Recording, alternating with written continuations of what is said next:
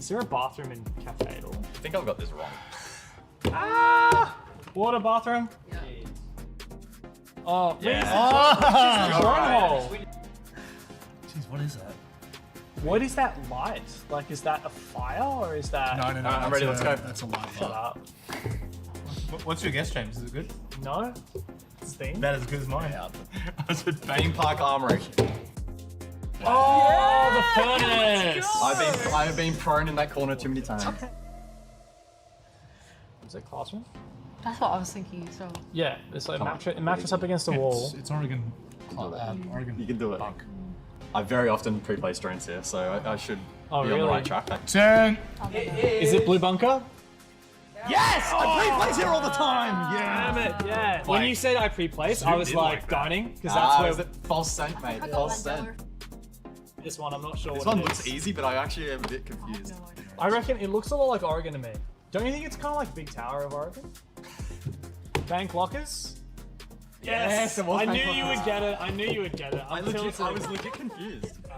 Do we really need me and Rob on this show?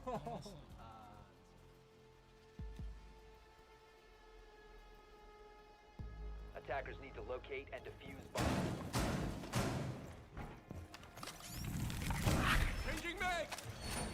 Welcome back, ladies and gentlemen, and apologies for the delay. We did indeed not have just a standardized rehost. We have had a substitute. So unfortunately for Fury, they've had to bring their coach in. Vaughn is making his, I don't know if it's his debut, guys, or not, but it's not often you see a coach make their way in that often anyway. So Dark, obviously, we saw crash at the beginning, and he's not been able to get his computer working again. So we've got a coach sub for Fury, which I really don't like. I hate this because we now kind of can't use this match to its validity. Fury will always just say if they lose this, well, we had a coach. If they win it, though, I will say it makes Direwolves look a little bit worse. So probably less pressure for Fury. You can lose this and say, well, we had a coach. For Direwolves, you would hope that they can beat Fury with a coach. I mean, they can lose and then use that excuse to cover it, of course, but that won't excuse the standings at the end of the match if they don't get any points. Because, again, they are still very much teetering on the edge of not being able to make top 2, or at least it being a very difficult mountain to climb. You lose this in regulation, and it only becomes more challenging. So, obviously, circumstances have prevented them from playing a full 5. And we'll see how they go in this particular matchup. Same site. And the operator lineup is not the same from the defense, I think. Oh, maybe it is. It probably is. My apologies. But definitely that Solace Maestro does persist, which we highlighted before. And that is going to make it quite challenging for this attack to gain info, but we see the Grim in response. Honestly, I don't even know how you would remember at this point. It took that long. Well, I thought they didn't have his army, but they probably did. So, right. Like I said, just ignore me.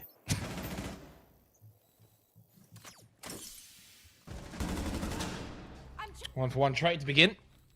Joe Gort finding the coach. Oh, Fury.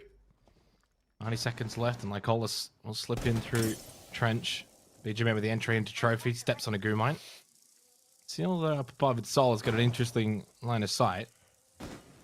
Joe Gort close by as well inside our bedroom, makes his way into Solar. Heavy defense on the Solar side. You can see the Maestro cam as well at the feet of Joe Gort, double stacking this position. Trying to deny any kind of entry up those trophy stairs. That would be a Gemini from Lycolis. Does bait out the shot to Seal and also says to Fury, this is going to be a dangerous area, but they are looking to persist. BGM with the kit, now making his way up trophy stairs towards Solar. On the rappel though, Joker's now got some work to do. Also watching towards Solar. Defensively though, Direwolves in a good position. Yeah, they don't have the hard breach as well to open up the wall and expose Joe's position, so this is a good spot to hold. B's make it a little bit more complex. Forced back, BG Man will find Pika. So the attack with the advantage, a decent clear. Souffle though still control over towards the library hallway position, can hold that bath and barricade and the vault into Piano. Does so successfully. So 30 seconds on the clock. Fury is still looking for some site control. Very tucked in here from Seal. Flash to go through. Ineffective. Not wide at all. Seal continues to spray here on the Maestro. Out of bullets. Needs to reload. 2 down for Fury. Crit J now just a solo in a 1-on-2. Pushing through into Piano. Holding the angle was Souffle.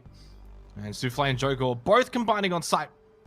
And pretty strongly for Direwolves. Had a look at the statistics as well during the break. 59% defensive win rate on this map. It is also the most played map in Asia League, so a bit of validity to that statistic. I'm imagining it's just the nature of Siege at the moment. Defense is going to prevail, and even on a map like Chalet, which certainly there's avenues for attack, it's going to be defense we expect. Kitchen and Dining now to follow from Direwolves after winning up above. That'll be similar location, just different bomb site. Yeah, Divers could try and make a pretty conscious decision here to really target the coach of Vaughn on Fury, playing that hard breach role. We saw him die first, unfortunately, in the last round, and then it made it a little bit more challenging to play ranged hard breach if they wanted to open up the likes of the solar wall, or even just to clear keeper barriers as well. So util game is going to be critical in this match. So it's really important that that hard breach stays alive for as long as possible, irrespective of really any objective. So Divers can look to target that. We see a switch up in terms of defensive composition this time around, so the Solace will be taken away, the Maestro as well, even that is army too. In exchange, though, we see the castle to cut off the crossfires that can be established from the windows, which are very, very powerful here on Chalet.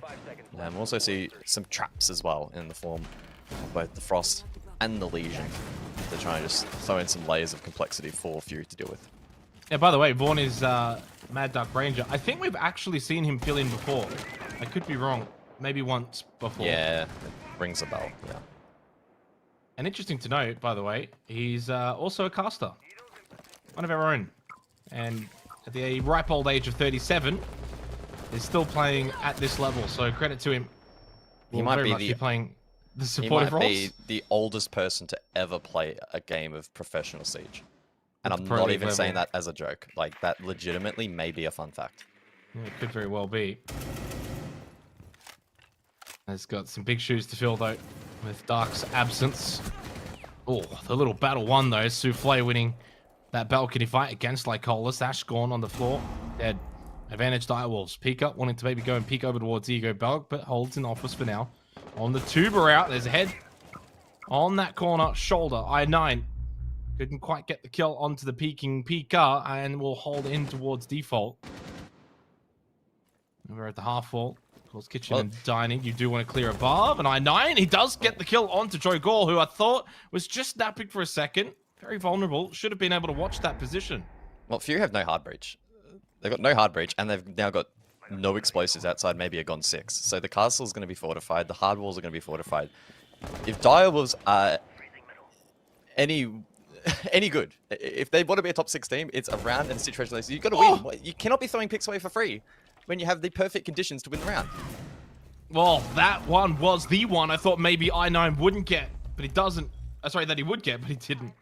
After getting a couple of earlier kills in the round, he has opened it up for Fury, even without the hard breach, still finding success. Bearlike's over into Kitchen. Logic Bomb rings out, watching down towards the main hallway. And also, the flash gives a bit of that intel. Expecting maybe the push through to come from Fury. Still up above is Pika, very low. Felix just gets caught on sight. Hard breach or not, does not matter apparently.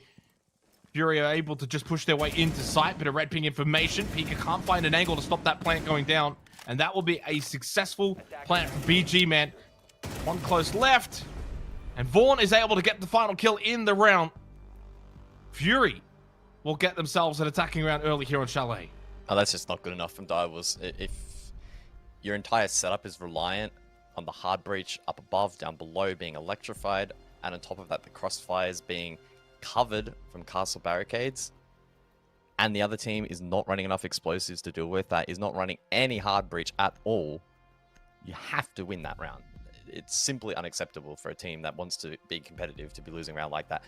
Against an attacking lineup, there's also last minute running a substitute. So I was giving away way too many free picks up above, not supporting the players like Pika well enough on that half wall position up above as well. Fury kept it very simple, very straightforward, and didn't throw anything unexpected towards Direwolves that was a positive. So, yeah, pretty disappointed by Direwolves in the way that they approached that though. Yeah, I do wonder because I don't think Jogor's looking towards Ego Belt. If he's not, then it's a miscommunication in that moment. What is he watching? Is he watching Repel? Is he watching Solar?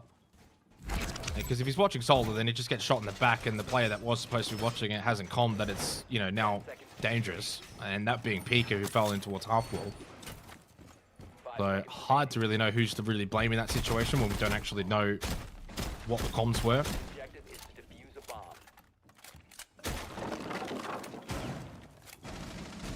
bomb. I don't understand what was the point of opening it like that, but anyway. Second go, second attempt for the Direwolves. This time we'll see if they've learnt their lesson. And interestingly enough for Fury, once again, not bringing any hard breach. Not feeling it to be necessary.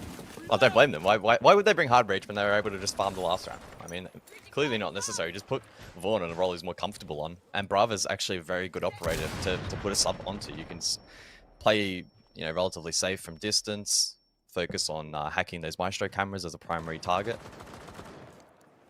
It's not do or die if you are the first to fall either. So, not the worst pivot from Fury. But again, on paper, it should bolster the chances of the defense. If you're able to play into that top hold setup properly, if you keep the office wall up, the dining wall up, it should be hard for the attack to really get much done.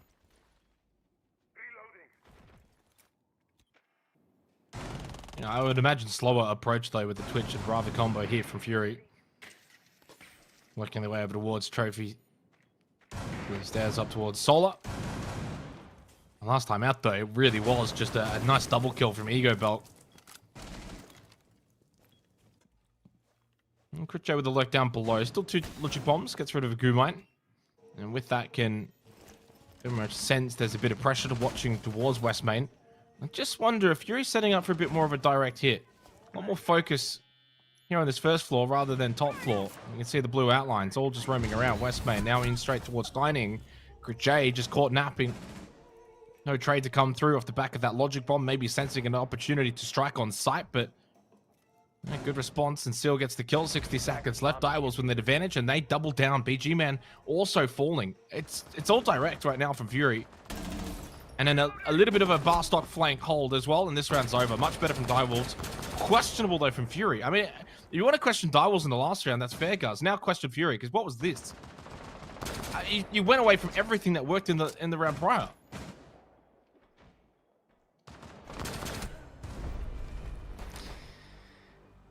Yeah, good work there from Direwolves, doing a better job in shutting down the lurk that Fury tried to employ. Last time, obviously, it was mainly headed around the second floor and taking control mezzanine and then working that across through the likes of Office Piano. That time, they tried something a little bit more game-centric. So maybe not playing into the vert, expecting probably a more fierce response from the defense, although Dire was very much ready and waiting for that one out every single engagement. And yeah, the structure from Fury quite poor. Again, a little bit more forgivable when you are running a sub that can often break apart, but... Wasn't his fault. He's doing his job outside playing with brothers. Oh, no, I agree. So, yeah, I think it's just a matter of the game plan was just completely off. Played into that roam game that Direwolves were employing. I thought they actually did a decent job of having a bit more pressure off-site last round. Earlier than that, it was kind of just a hold above, foul apart. This time they put a little bit less pressure up above, and Fury kind of played into that. Had Fury got a bit more direct, I think they probably could have emulated what they had done in that second round. By the way, Direwolves get their second round on the board. They do move away, though, from Kitchen and Dining. Fortunately, because they did lose it, it has opened back up again in terms of Office and Bedroom, which they did win initially the first time around. So we haven't moved. Fourth round, and we stay here. Attackers are moving to defuse a bomb. Yeah. Such is the nature of Chalet. Blitz in play then for round number 4. We've seen a little bit of Blitz throughout the Asia League thus far. I'm intrigued to see how they employ it here. Last time Fury used the Grim to zone out this Solar position, but instead they may look to force the Blitz up and use that as a pressure point in combination with the Kappa Tower to prevent, you know, the top of the stairs being held. That's a potential outcome here. Options are plenty, though, for the defense to formulate a response. The Thorn Razor Blooms may be positioned on the stairs to make it awkward for like holders to push up. And there's also an opportunity for the Azami to pivot over to this side of the map, although she's currently over towards Library. That's Pika. Can combine with the Magnets from the Wamai to help fortify those if required. And there should be enough information now, I think, being projected to the defense that this is going to be a north push. We'll see, though, if the outlines of Direwolves suggest that they are going to respond to this by rotating, or instead maybe just hedge their bets at the minute that it could be a bait. We know it's not, though. Like, Coles has that diffuser in hand. Yeah, and I think like Hollis is just mindful of the fact there's a first floor Roma, and if he starts to push up trophy stairs, could get pinched from behind, and then, well, that's the biggest weakness for the Blitz. You can see how kind of worried he is for that back push coming in from West Main. Spots one over towards Dining, and with that, he's kind of like, well, can I really commit up above? That's the kind of biggest issue, and probably needs a bit of help. This is where he's going to be calling out. Razor Bloom does get activated. Jogor does find a free kill onto I9, who I imagine went in on the rappel. One in towards Bathroom. This is certainly one of the strong points for Lake Colas, but he does expect one to push through from the Piano's side. Felix does get a free kill. Down below, Nitrosol from Souffle, who eventually did push through. An easy kill from Vaughn, though, at least onto Trophy Stairs, does give Fury a way back into this round. We're going to need a bit more of that.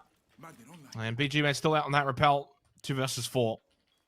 Owls once again in a really good position to find their 3rd round here in the game.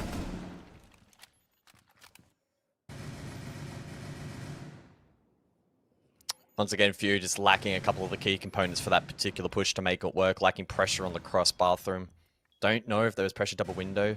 If there was, it wasn't sufficient enough to dismiss Jogor, who does eventually die. So good pick there from Vaughn, who's currently 2nd top fragging for this team, going to highlight the issues that Fury are having in this match at the moment, where key players are not performing their roles properly. Maestro as well on a potential island if BG can find the kill, but he won't. Position though revealed, and Vaughn now in the 1 versus 3 with the yellow ping. 15 seconds, so time not on his side. Flash to come through. Almost isolates that pick, but Seal swings. Shuts him down. Dials go back to back. Yeah, the original plan there for Fury is try and get the Blitz up in towards Solar.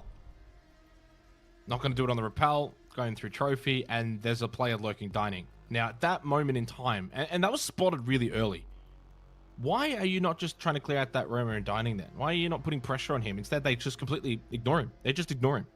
What does he end up doing? He pushes towards Trophy, gets a Nitrocell kill from below. Was there a bit of an over-focus on the Solar side? Even the repellent from I9 did that so early on the Capital before Util was even cleared. Razor Bloom's going off. They hadn't really smoked anything off. Jogor's able to get a very easy swing on that rappel in. In terms of the team coordination there from Fury, it was just completely off. And in the end, they do lose the round. Dyer was able to respond after that 2nd round loss. They go 3-1 up, 2 rounds to go in the half. Suddenly looking in really good shape for a team that, arguably should be doing well.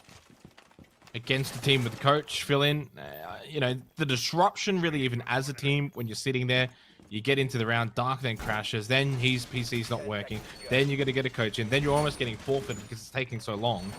Yeah, mentally quite draining for Fury. Definitely kind of look at this match and think, okay, well, it's not going to be indicative as to how good they can be.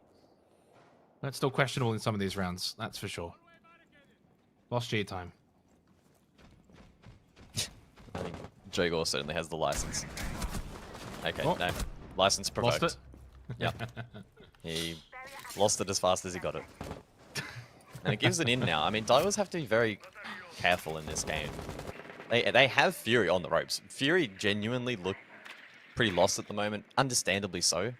They're not hitting defaults. And if you're giving them opportunities to now make mistakes later on the round because you're losing an entry in a fashion like that, you just have to be so careful, with defensive rounds being really important at the moment. Yeah, the other thing I want to add now as well is it's not a case of Vaughn going 0-4, right? And having 0 impact. He's actually been doing his job as a supportive player. Now, is that the same role that Dark will typically play? Maybe not, but nevertheless, everyone has to adjust. Like Hollis 0-4, that's a little bit of a poor start. I9, BG Man struggling to kind of get involved. I mean, even Crit J is hitting some good kills, so it's not really about the individuals and KDAs. The team coordination just seems off, which is really strange when you're adding a coach into the mix.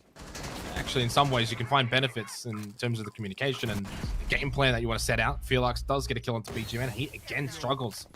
2-4 now. The line got off, I think, 1 E, 1 D.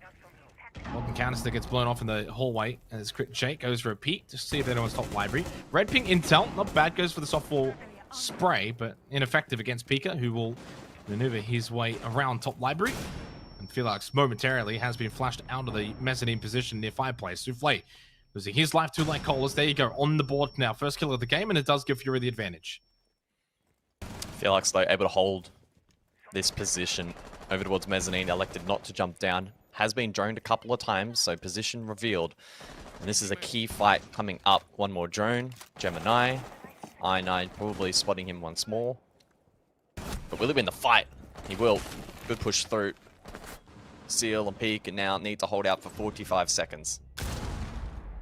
Where did that nitrous go? I think he threw it through the floorboard. Well, much better from Fury. Pika couldn't sustain. He lost his position, got overwhelmed. They're all so low. I mean, if there's ever a winnable moment, it could be this. That was a Gemini from I9. Oh, one spotted on the stairs. And the peaks from Seal just ineffective. And Vaughn is able to get quite a couple of kills early on. 2 rounds for Fury. I mean, such is the nature of Siege at the moment. You can look so poor and run in one round and then turn it around in the next. That's why you have to just mentally leave each round at the door, guys. You cannot be worrying about the previous round. Oh, I made this mistake or I did this. Moving to the next, anything is possible. Fury find 2 attacking rounds. I tell you what, a third puts them in a really good position. And I actually think it's going to be just as easy to be able to, I don't want to say the word hide, but hide Vaughn on the defense. Get him to just bunker down on site. Get him to play very much site-anchored positions. He doesn't have to push out. I mean, they're kind of doing that here in the attacking round in terms of playing supportive role, hard breach. We've got a Snow Wine in the 6th and final round of this half, but Fury, even with the coach, really taking it up to Direwolves. Yeah, it's like what I was saying in the previous round. If Fury are having issues running defaults, and we have definitely seen that in this match, Direwolves just need to be very, very careful in the way they approach this defensively. If you're going to go for roams, you can't be playing for your life. You need to be playing to waste time and getting back to site, ideally, to force those executes where Fury are making mistakes. 10 seconds to You know, insertion. roaming around with the boss G is fun and all, but as we saw in the last round, losing that first pick snowballed pretty quickly for Fury against EW, so quite an important round here. Locate a bomb and defuse it. Fury will be able to very much build a bit of pressure if they win this out. Expected path, though, if Direwolves are able to win also, so an intriguing 6th round to conclude the half. We are yet to go to this objective, so in terms of compositions defensively, again, we see that Vigil for the roam up above, the Souls to facilitate that, and then on site, we'll see them lean heavily into that Mirror plus Nitro combo, Kaid also with Nitro for wall denial, and then the Goyos as well. So low calls under pressure on the Twitch to deal with some of that util, and Crit J on Nomad will be critical for flank watch.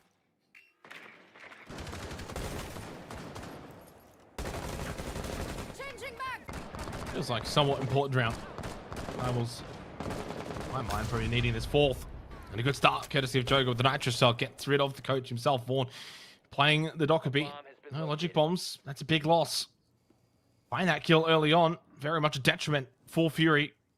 And also the way Vaughn has actually been playing. And now they lose like Cola. Seal finds a kill. A bit more aggression here from Direwolves. Over towards Boiler. And I9 over peaks, but he gets the kill anyway to feel like. Spot West Main Stairs.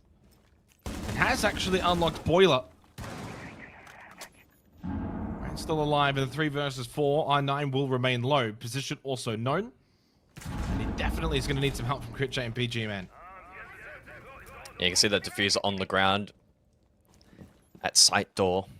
Currently engulfed in flames from the Goyo, so Fury will have to wait a little bit here. Perhaps an opportunity to pivot a little bit elsewhere, maybe fight for some West Main control, because that flank potential is going to be really difficult to deal with. Fury, they could try and look to flood site. That's another opportunity. Get blue control, then hold the stairs and main. Library stairs and main stairs. Whichever path they go, though, will be challenging hatch control as well. Also in the hands of Direwolves. Now weakened, though, as I9 finds Pika. Yeah, he's really done a good job of salvaging this round. Has I9. His basement control. Getting the kit, though, will still be a challenge. Well, the air jab can certainly help. And still some decent amount of time remaining. Ogre lurking West Main does need to be mindful of the air jabs that have been put in this position. If it does catch him, he loses his life. Surely someone swings on this. They did a little too late. But eventually the overswing from BG Man pays dividends. Kept pushing, kept searching, got the kill onto Jogor. Fury now with the player advantage, and I9 has been able to slip in towards blue. BG Man going for the plant. Doesn't catch the first, but he should get this kill. 4-3 in the back. Seal will go down. And that is a well-calculated attack from Fury, despite being in a deficit to begin this round, losing Vaughn early, and the Doc could be gone. They went down to a 3 versus 5. Brought it back. win the round, and with that, a 3-3 half from Fury looks pretty good. Yeah, really good work there from Fury, isolating those 2 picks off-site before the execute. Joe might be the top-rated player in the league so far, but the last 2 rounds, he's probably the key reason why his team lost. I don't know what he's looking at there, West Main. Surely was anticipating the attack to hunt him down, but then caught looking elsewhere. Maybe expecting the pinch trophy here. So somewhat forgivable, I suppose. Maybe just respecting Fury a little bit too much, but they just overloaded the West main position and killed him anyway. It's basement. Well, I mean, at that point, you can't be expecting. There's about 30-40 seconds left in the round. If they're going for a trophy push off of that on a basement site with 30 seconds left in the round, they're playing it bad anyway. It's a really strange decision there from Jogor to look around, to look behind him. Either way, I I agree with you. I mean, it's very strange. Direwolves also losing that 5-on-3, like the wider picture of that. They had round, hatch it's control. not They had enough. full hatch control. Like, I don't even understand why he's going for the flank when you have the positions that you had. Again, the fundamentals in this game have genuinely been quite poor. And the only reason I sound like I'm being harsh and negative at the moment is because these are 2 teams that should have fundamentals down pat. Alongside your likes of Bleed and probably to an extent Elevate, they should have the basics of this game down pat at this point. So I don't know what's going on in the server at the moment outside of the Fury sub, but it just has not been up to the standard that it should be.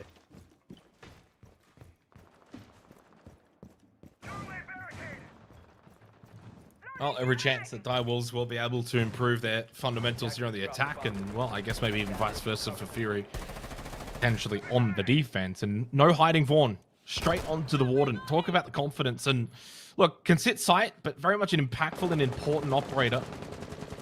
You can't be afraid to peek and play into the flashes and the smokes, if there are any. A lot of flashes. I say a lot, I mean a lot. Like, everyone has flashes except Souffle. Straight away onto the repel for Felix. They pop in EE1D. A bit of red ping information as well off of the Hive launcher, and needs one to follow up. Oh, a second as well. The smoke just completely ignored. Lycolis does get one onto Pika. The Felix on the repel has been quite damaging, and Lycolis is low. 1 gas babe remaining. Bit of yellow pink information as well towards Piano. Jogor fighting this one as Seal finds the kill onto Lycolis. Vaughn will fall in the water, and I9 going for that flank up trophy into Solar. Does catch one onto Felix, who eventually repelled in. And he get the second over towards Office. Not to beat, not straight away. And then a pro player, you see him, but wasn't watching. And for I9, I think he's had a couple of chances to maybe salvage this round. Those chances have dwindled, and Souffle is not going to give him a second one. And Direwolves will open up their account in the second half with a win. Yeah, that's probably the right approach there from Direwolves. Just ramp up the pacing and the pressure. Don't really give Fury too much room to breathe. They're probably already scrambling enough as it is in terms of roles and positions with any changes they've had to make with the substitute. So if you can sort of put the foot down in the early round and then not give them the opportunity to recover, it's probably the best way to go about it. So good way to open up the attacking account. Got a little bit scary there right at the very end with Diffuser caught over towards Ego Bulk, but ultimately relatively well converted by Direwolves. We'll see if they can find similar success on the other objectives. We go over to Kitchen Dining, round 8. Relatively similar lineup followed. Good first pick, good second. So that double window control there from Felix was absolutely spot on and did a good job syncing that with the rest of the push. And then from there, very traditional snowball attack.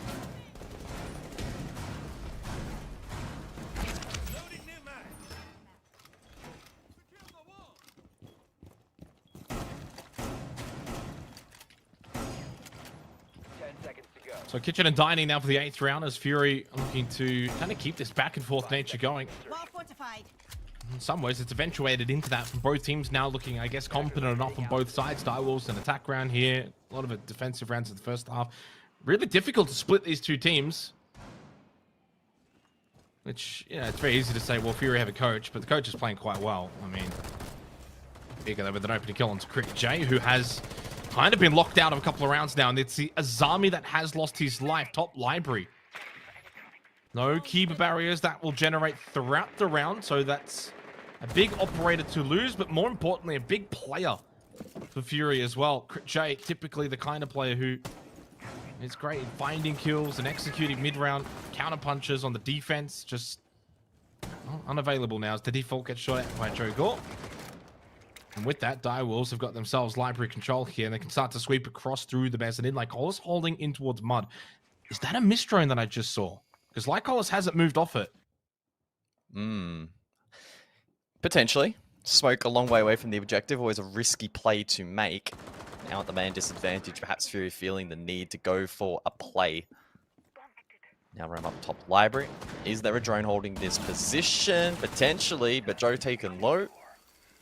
Able though to escape with his life. Will Lycolis be caught on the rotate? Chalet is a map where it's tricky to rotate. Through basement though, perhaps a little bit easier. Now 0.5 fireplace stairs. And he's going to get a freebie. Ooh. I was not anticipating that. Yeah, I mean, Pika just completely caught off guard. Joe Gore's very low here, by the way, so he's kind of a dead man walking. Souffle finds a kill onto Vaughn, and yeah, I mean, so low that he actually goes down to the electrified wall. I mean, he can get brought back up, though, and he's pretty much got the same amount of health anyway. Actually, not worth it.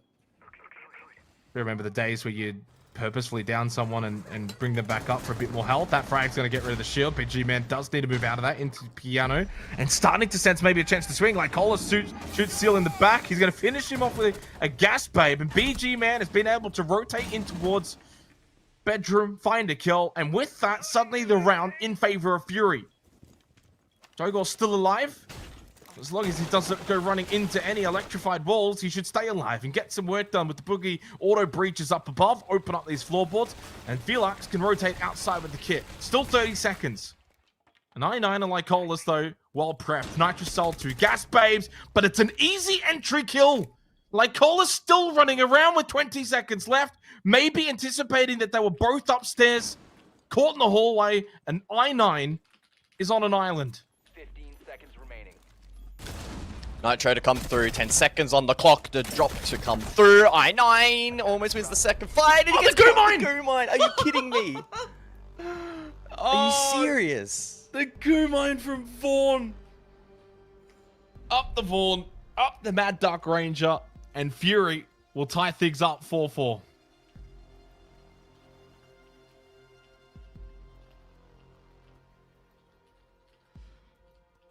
This has been a game of Siege, that's for sure. 4-4 scoreline.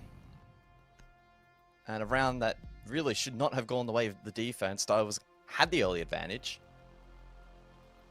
They were leaning into the roaming smoke, which ultimately actually had quite a good success rate from Lycolis on the defense. As many bombs as they can. Dials then had a very, very, very good read on Lycolis being at that particular rotation at that particular point in time. You can only assume they had a drone there. Got it down to the 1 versus 1. And then the Goomine, the final tick of damage, able to finish the remaining player off.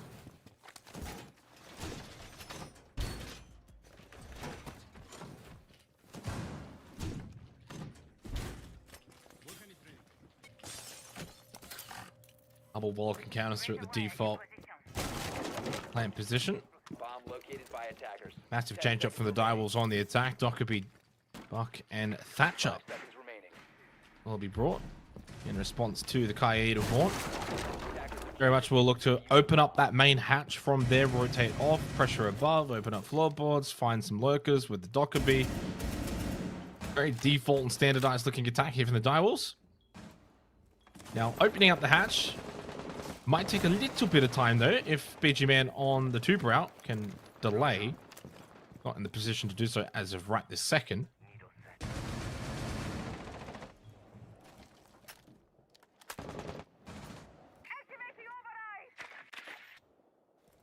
So they've got some decent pre-play strains up above Direwolves, so they should be able to lean into that decently well. And again, with that Dockerby in play, logic bombs, one of which available, will aid in the room clear.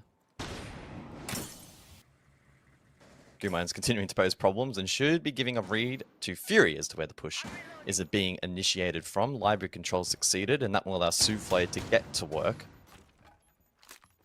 with this vertical control. Make sure no one's able to catch them on a rotation this time. Like Halls was very aggressive in the last round and proved quite costly. This time, though, the drone's in position to watch them in the absence of no dedicated flank watch. Well, this is risky. They haven't opened up main breach. Felix has been droning for the last minute. If you lose Pika, then you lose arguably your best ways of opening up main breach. And typically most teams will open it early in the round so then they can get to work, clearing roamers, opening up floorboards. But yeah, electing not to.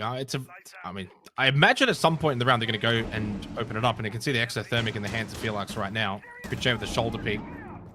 They ping over towards that main breach as they, I imagine, are looking to try and open it. Zoto Canister's delaying. This will be an intriguing little mini game if this stays closed. Zoto Canister again. We moved away from it. Oh, I imagine it got opened. There is still one Zoto Canister available from BG Man. Yeah, opened up. I imagine that was a little bit delayed, and Lycolis losing the battle against Seal. Awkward one. Crit J responds through dining. But it's a kill onto Souffle.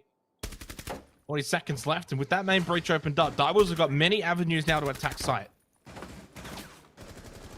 Need to come through then. Bit of util clearance potential here for the attack. Still trying to deal with his roam above the half-wall position. Second nade to dislodge, although I think it just falls short. Crit J takes a chunk of damage, eventually down. BG Man and Vaughn now left in the 2v3. Yeah, not a lot of time though, and they're all very low. Very winnable here for Vaughn and BG Man. Extremely winnable. 15 seconds left. Still trying to see if he can spot anything, and with the double Vulcan canister setup, it's going to be difficult to get the plant down. Vaughn just did not need to peek that. He can hold the close angle. There wasn't a lot of time, and default plant was not going to be in fruition. Seals down. With that, that's the kit. BG Man just has to hide and he wins the round. That's it. Round's won. One shot, one kill. That's all that was required. Vaughn gave them a look in on that blue peak towards bot library stairs, but BG Man gives them nothing. 5-4 to Fury, and on the verge of taking this game against Direwolves, even with a coach. Yeah, I think the way I framed it before, it continues to come into fruition. The battle of the fundamentals at the moment, and that's being exposed late round. It's the storyline for a lot of the APAC regions at the moment, where they're really finding it challenging to find those win conditions that are most optimal and then converting them. I think up until that point, it was relatively straightforward and quite predictable and played out the way it probably should have. And then we entered this phase of the round where, unfortunately, Direwolves just aren't able to flood the side effectively, feeding a favorable one to the defense. And with so little time remaining, because the clear up above took a little bit longer than they would have liked, no opportunity to recover that diffuser. So, to the credit of Fury, they are, putting in a really good effort. This is a gutsy effort from them, considering they are playing with a substitute very last minute. Irrespective of the experience and skill the sub may have, it is going to lead to ripple changes through the team and the way they're playing the map. So maybe in some respects that's working in their favor, because Direwolves have at times looked a little bit lost. The bomb.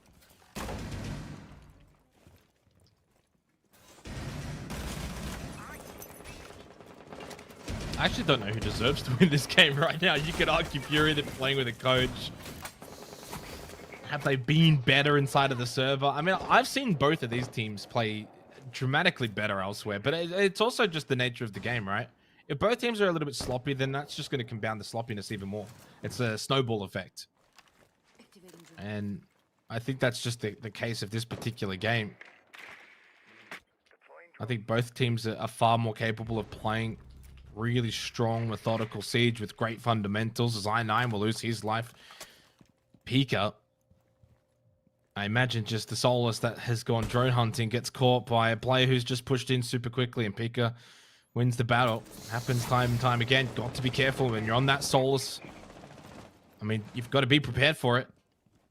And like Cole's looking to double down in towards blue, and Pika holds this angle. He might be good for a second. Head angle. Lovely shot though from Lycolis.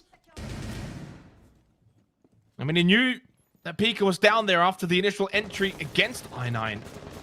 Really well played. Crit J getting aggressive towards Piano.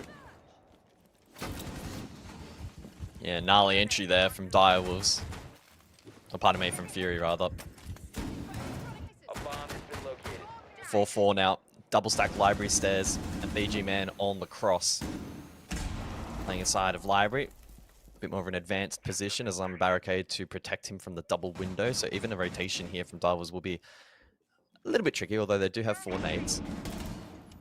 Vaughn can peek up and down for info on the Warden. Just needs to be careful that he doesn't give away his life for free here. That's the most important thing. He can trust BG Man to hold this cross and support him. Just under a minute remaining. Fury looking for that match point. PG Man in towards the library box with a good angle. Great angle. And Crit J in front of him as well to stop any push coming from big window. That's a down onto Felix. And Crit J might just be aware of this as he continues to push, and he spots him trying to get back up due to that adrenal surge. Really well played from Crit J. Bound on that knock. Seal, though, does get a kill. It's been like that. Scrappy again, back and forth, and another couple of kills towards Piano side. Seal in the mezzanine, can't flick, and it's Vaughn that gets the final kill again in these rounds. Match point for Fury. Looking to overcome Direwolves here on Chalet. Even minus without one of their players in Dark, plus a coach. And a pause has been called now by Direwolves. I mean, that was actually really quite clean from Fury. I really liked their adaptation towards the very late round there to over-aggress in combination with the flank. It made it very overwhelming for Direwolves, who was still at that point really looking to contest for control and clear either top library or mezzanine. They didn't really achieve either, and as they then stagnated and probably just wanted to recollect themselves for a moment, we saw this from Crit J, which, yeah, was kind of the nail in the coffin on top of the flank that came through from Lycolis as well. So, some really good stuff there from Fury. Comes the tactical timeout from Direwolves. And honestly, this is going to have to be one hell of a tactical timeout because this has not really gone to plan for them this game. No, it certainly hasn't. Started so well. They had a 3-1 lead. But credit to Fury. They've just got better and better as the game has progressed. I think they've looked a little sharper as well. There was some questionable decision-making in the first couple of rounds. None from Vaughn, though. He's been great as a stand-in for Dark. 2 match points, kitchen and dining defense. It's all set up now for Fury to collect the 3 points. Attackers need to locate and defuse it. Think about what that could arguably do in terms of the standings for, I guess, both of these teams, guys. It would actually elevate Fury above Direwolves, who came into tonight second place, tied though with Elevate. So it's a pretty big 3 points, very handy 3 points, especially after beating Elevate yesterday 7-0. You then go and beat Direwolves. I think coming into this stage, it was probably easy to make a case for Fury being the team that's better than the rest outside of Bleed. And getting these wins would at least put them back into that position. Yes, they did lose to Jalita, that being in overtime, and Jalita hasn't been able to really capitalize on that win since they did lose to Elevate afterwards. It's been a bit of a turbulent stage for a lot of these middling teams in the Asia League. So far, only Bleed has been perfect thus far. Everyone else has had at least one loss. The Direwolves now on the verge of their second.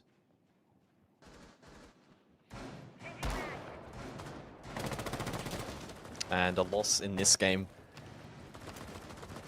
will make that top 2 finish very challenging.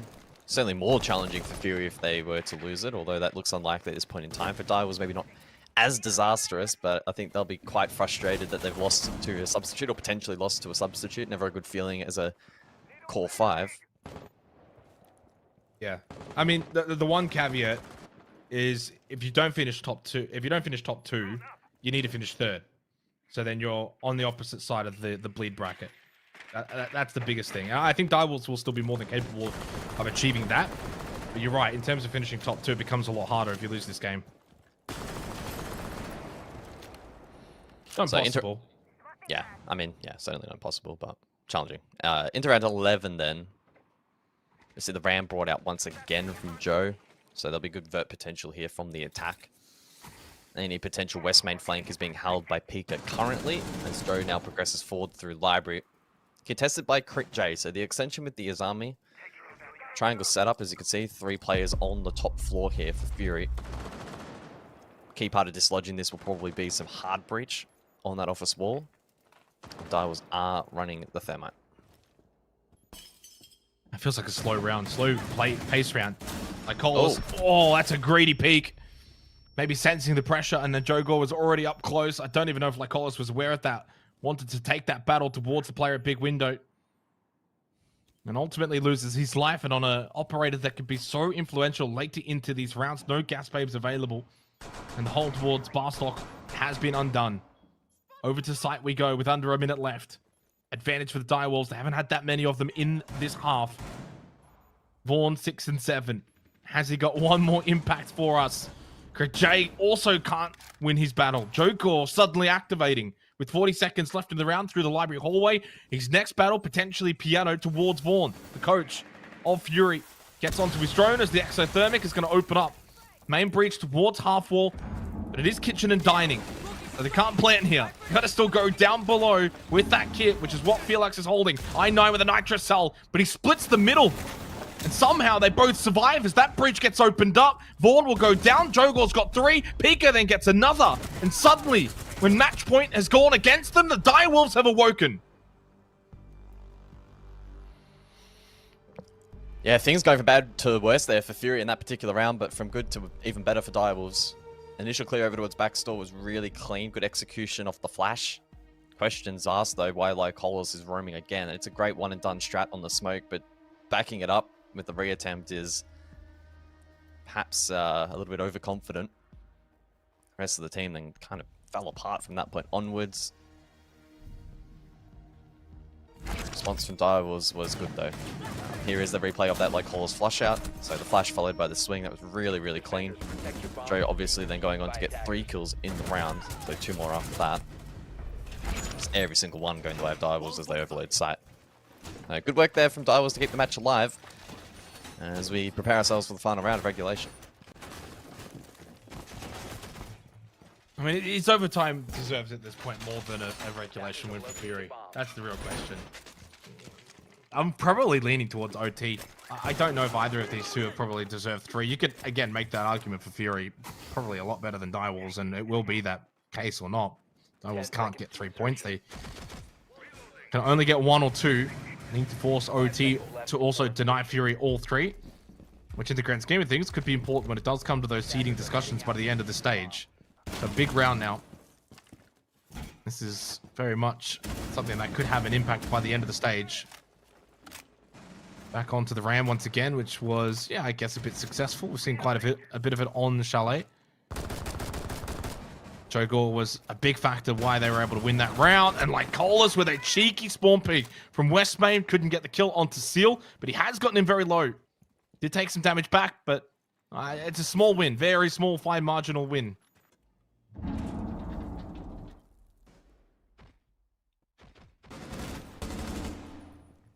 So we saw those Goyos outlined over towards the default plan position. That will mean that if Fury identify that, they may elect to go for something a little bit different and instead focus around Snowmobile, just because that could be a little bit challenging to deal with.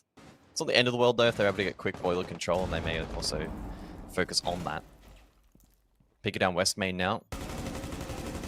Doesn't really catch much. I assume elsewhere, Felix will be getting to work on the hard breach. There's also, again, that RAM available for the fireplace soft breach. Double stack up above, though, from the defense. So Rome employed, top library stairs, mezzanine cross. Flashes to come through. Crit J sees white. He is able to just escape, but eventually taken down. It just feels like Crit J hasn't quite been able to get to his best, but a peek from I9! And there's a down player as well. Morven has done his job. Only 2 up at the moment for Direwolf. Seal bleeding on the floor, but he's going to get brought back up. Felix should be able to get this revived. No one close to deny. Everyone down to the basement on site now. So it's a 3 versus 3. For the Direwolves to send this one to overtime. Seal's low. Lycolos just above half health, though. Not much better himself. 60 seconds. Certainly still time for a rotate to get themselves towards basement, towards site. No real pressure boiler. 1 in towards blue. Vaughn still up. Mad Duck Ranger himself could be very pivotal here to secure all 3 points for Fury.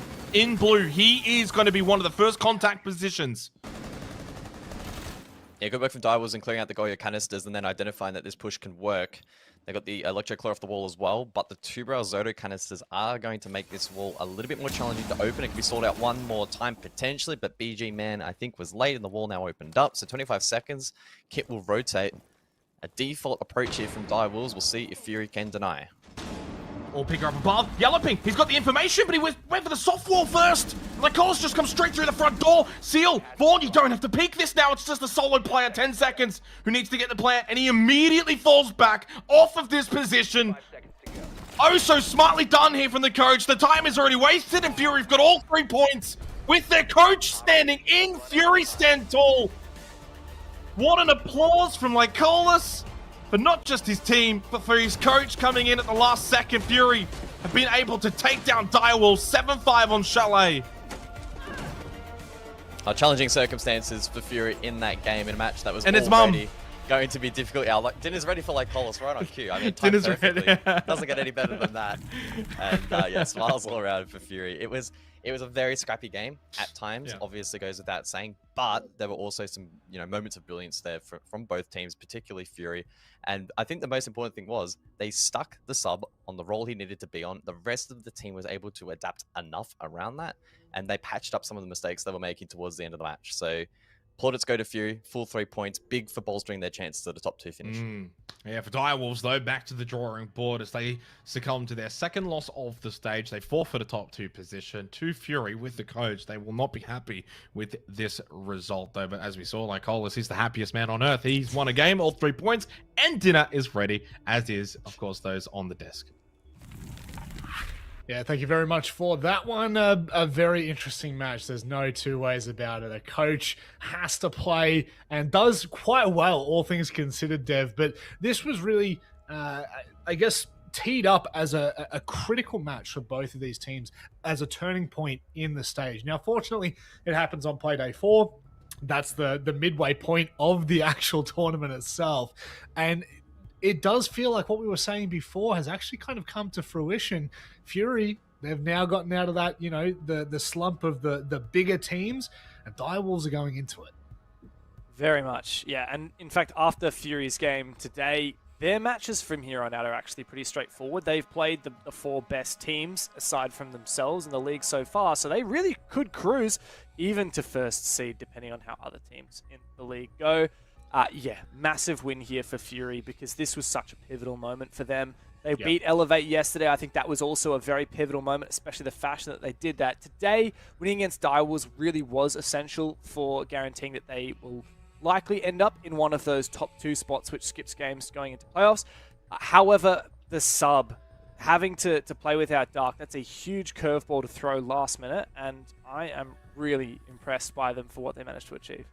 Yeah, their number 1 fragger, unfortunately, unable to, enter in and really have that same impact. But, it goes to show that a team is a team, regardless of whether you have your 1st seed or your 6th seed. It doesn't make a difference what you do, as long as you've got players in the server.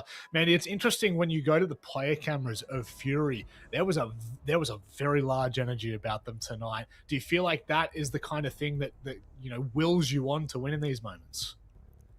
Yeah, I think it is as well, especially for Fury. I think, Mentalist mentioned in his interview that coming back from SI, energy's pretty low, in the team, everyone's feeling a bit burnt out. So I think once you go back into your officials, having like that hype man in the server, someone like everyone riled up and into it is really important to keep the momentum going.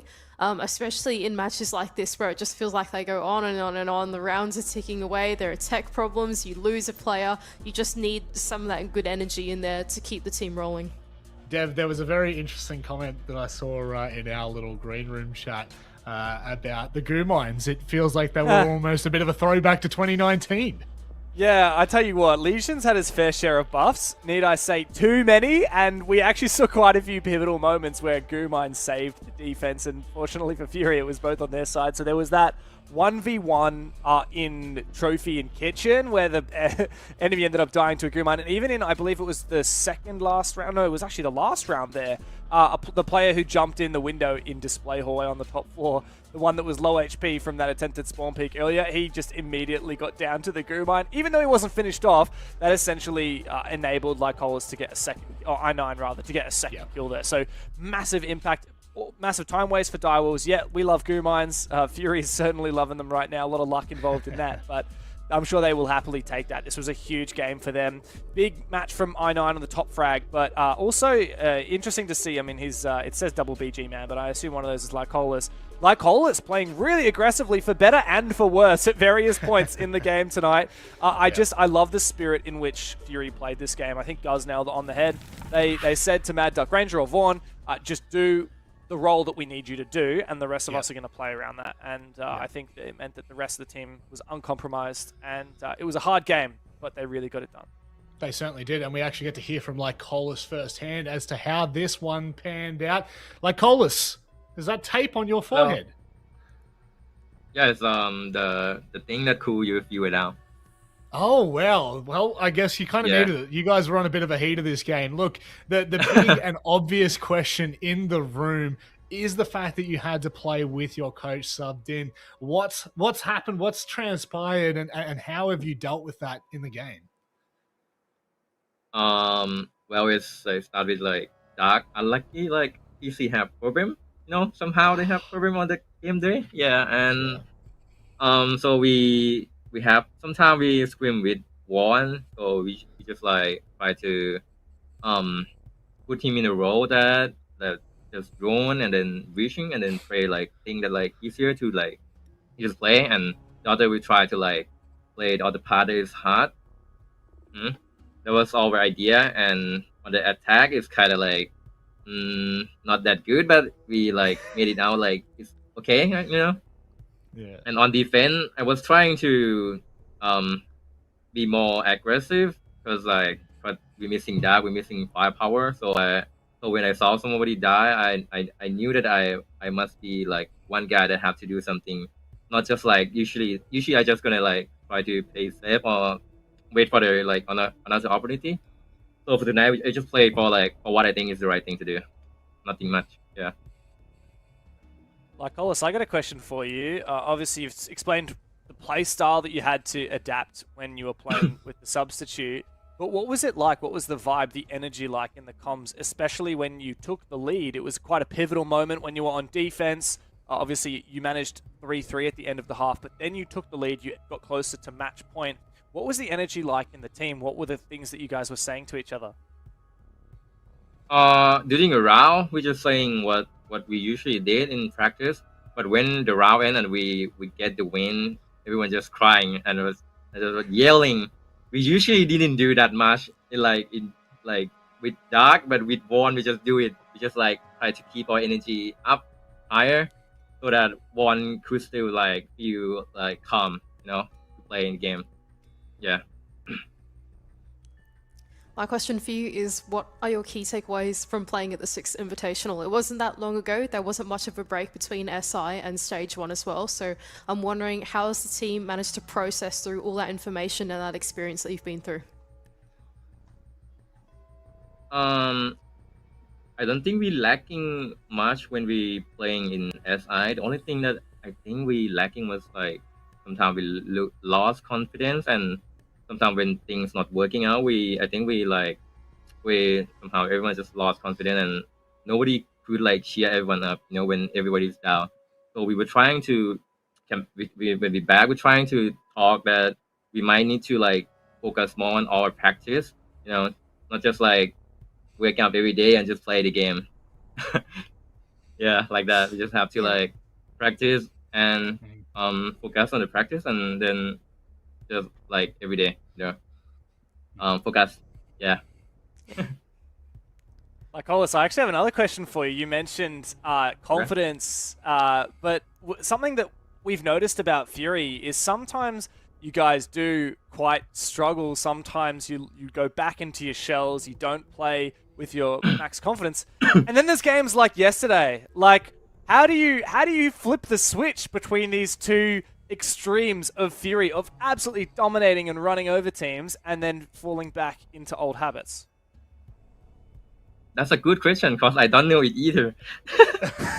Well, I don't even know because like when we lose, right?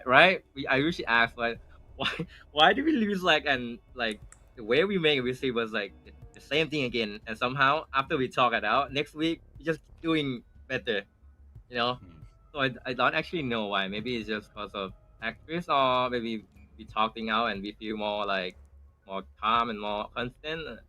Or I don't know, man. It just happened, I think. Hey, sometimes you gotta put your hands up and say it's out of my hands. You know what I mean? It's okay. It's all right. We'll keep following along with this storyline, Lycolis. Do you have anything you'd like to say before we let you go? I don't think no. Maybe just thank you for everyone watching tonight. At least I have a first time to be interviewed here, right? Because yesterday I got cancelled. Yeah. That's it. That's it. Yeah, that's fair. That's fair. All right, my friend. Well, hopefully we'll speak to you again before the stage is out. I mean, if we don't, there's a very serious problem. But let's speak to you again, shall we? Yeah. I hope to see you again. Take care, Lycolis. And obviously for Fury, their day looks brighter now, Dev. You know, they move on. They've beaten Elevate very handily yesterday. They beat Dire Wolves in like strenuous circumstances, all things considered. You know, the coach gets subbed in. Obviously, Dark's having issues with the PCs, but you know, regardless of whether they scrim with the coach or not, you're going up against another team that is contending for the playoffs, contending for that top 4 discussion. It's a tough game, but they get it across the line, James. Yeah, I think that. Whoa, hit me with a James. Okay, I did Robert. hit you with the James there. I think losing to Julita would have been a bit of a kick in the teeth for Fury in their opening play day, especially because they were actually leading that game earlier. So obviously between that one and losing to Bleed, they would have really had their confidence rocked. And yeah, I'll say it, like Fury is probably the most emotionally dependent team in this league, maybe. Like one of the most emotionally dependent teams that I see play at the top level of APAC. And I think that, yeah, like Cola said it, right? Like, they don't know why they can't always perform consistently. Sometimes they're the best team in the league. Sometimes they are not even in the top 4. And it actually reminds me, Mandy, of that book that I always talk about, the one that you made me read about sports psychology. And I really think that the key to Fury's consistency would be unlocking the mental tools that they need to really overcome the inner game, the mental game of playing Siege. Mandy? I was really interested in what Lycolis was saying about how in the absence of Dark, he actually put himself in that position to go and fill his shoes. I mean, Lycolis isn't like the most mechanically talented player on his team by any means. He's the support player, but he knew his place in the team. He knew that the big macro decisions he had to make round to round to actually go and fulfill some of that playmaking ability that Dark was lacking, you know, by not being there. So I think, yeah, for Lycolis, to me, that's the hallmark of a really good leader and an IGL. To actually have such a good holistic understanding of the workflow of his team. And like just off the back of that, I really felt like Fury deserved that win. That was really good. Yeah, and that now puts them in great stead as they have the bottom 3 teams to play for the remainder of their play days. So you'll definitely want to keep an eye out for how high Fury can get in the standings. Will they even bounce above Bleed? It might be unlikely, but still possible. We've got another matchup coming up after this break, and God only knows what Elevate are going to pull out in the server as they take on Daystar.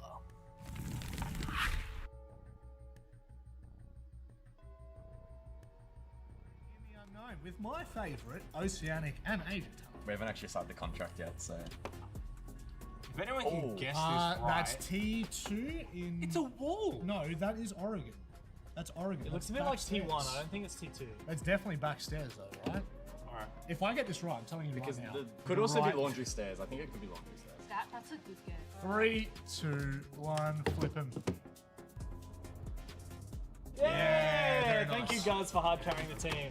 Love the way we're all like, oh, geez, he came up with a good. But I was like, instantly, it's Oregon. Oregon, mate. That was never the question. Yes, it was. He was like, geez, what map's that? Well, that's Jake. Jake doesn't know what day it is. Why did I agree to do this again? Ooh. Villa? Sorry, I'm definitely getting Villa vibes, no, but it's also not. Cafe. So Has I to be reckon that Cafe. carpet's red. I reckon has to that's be like... Cafe. I'm gonna just Mickey? lock it in. I don't even know. Has to be. I'm gonna change it. I'm gonna change it. Yeah. If I had this right the first time, I'm gonna call. You ready? 3, 2, 1. Cafe reading. Oh. Yeah. That looks like border. Like the back of it looks like workshop. I think it's on a rubbish bin. Yeah. So a little rubbish bin. I'm Oh, looking. do you know what it I is? feel like it's Harry There's Potter. computers in the top right. I feel like this is workshop. Custom, Not workshop. Customs or Harry Potter? Where's next to workshop? I don't know. You tell me, big boy. Shut up, you Vents? Lobby. Oh! Wow. Would Damn. never have got that. No one did coast, right? Nah. Maybe I threw everyone when I said border instantly. That's border. That's border bathrooms. Is there a bathroom in Cafe at all? I think I've got this wrong. Ah! Water bathroom? Oh, please. Yeah.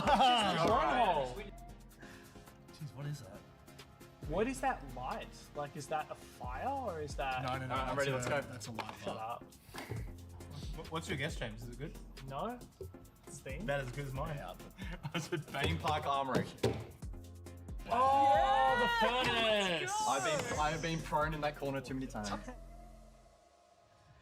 Is it classroom? That's what I was thinking. So Yeah, it's like mattress up against the wall. It's Oregon. Oregon. You can do it. Bunk. I very often pre-play drones here, so I should Oh, be on the really? right track. Turn. Is it blue bunker?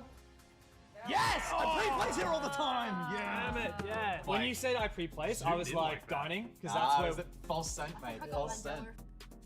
this one, I'm not sure This what one it looks is. easy, but I actually am a bit confused. I reckon it looks a lot like Oregon to me. Don't you think it's kind of like Big Tower of Oregon? Bank lockers? Yes, it was I bank knew you lockers. would get it. I knew you would get it. I was legit confused. Do we really need me and Rob on this show? This one's pretty easy. This one's pretty easy. I mean, the map is easy. I actually don't know where. One. How wrong am I? Is it? It is off. I did break room. No way! Is that your first one? One that everyone else got wrong. Well, it's Oregon. Yeah, but where? Oh, that looks like classroom. 3, 2, 1. I'm so right. It's not even funny. I'm so confident. I'm so confident!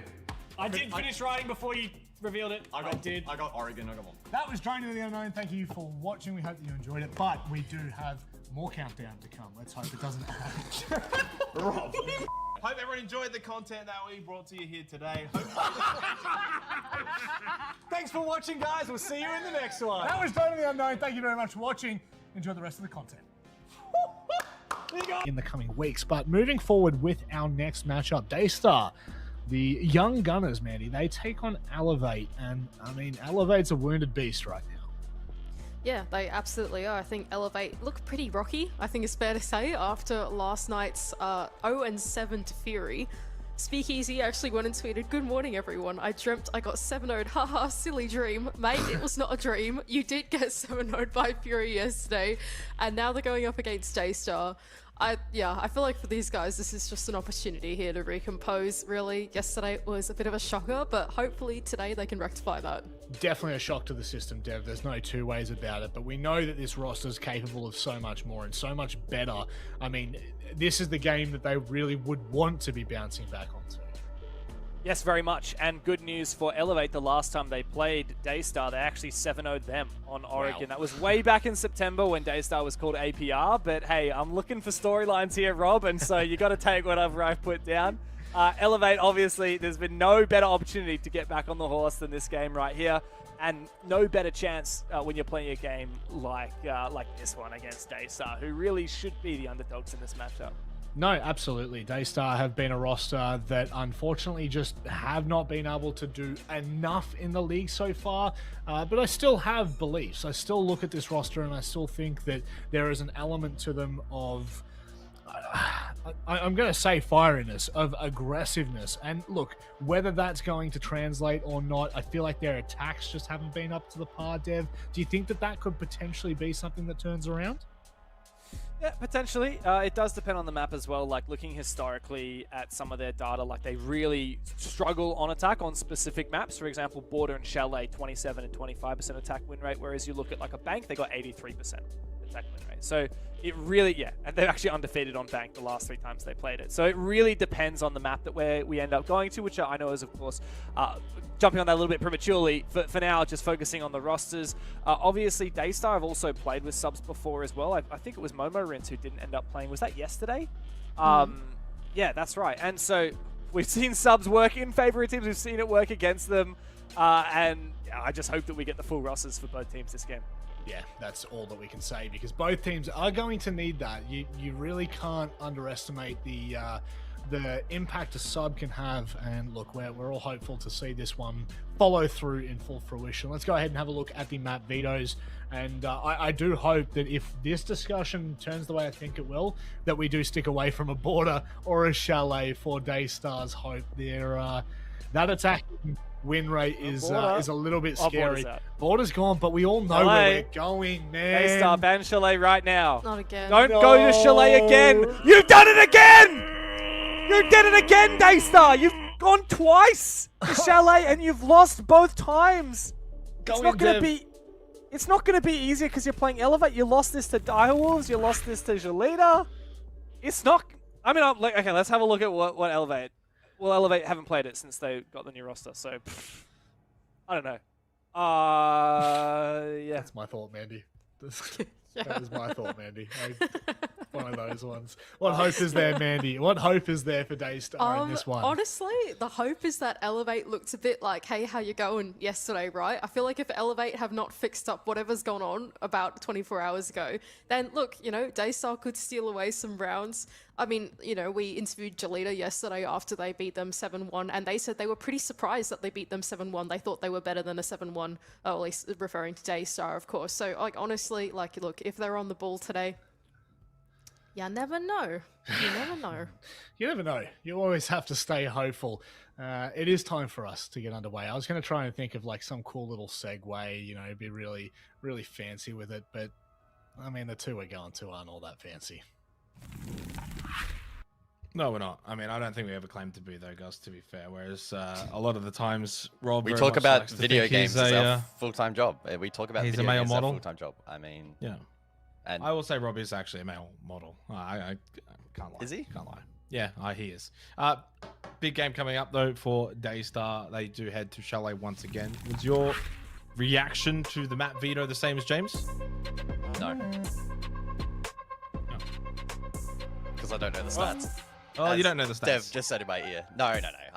I did raise an eyebrow. I didn't probably. I wasn't quite as animated, but certainly raised an eyebrow. And this is this has the potential to be a funny old game. I just don't know what to expect, especially from what we saw from Elevate, especially last night. It was way off the mark. So maybe Daystar can pull off something special here, but going to Chalet was certainly not an expectation that we had for this matchup. All right, well, Daystar looking for redemption after yesterday's 7-1 shellacking at the hands of Jalita on this very map.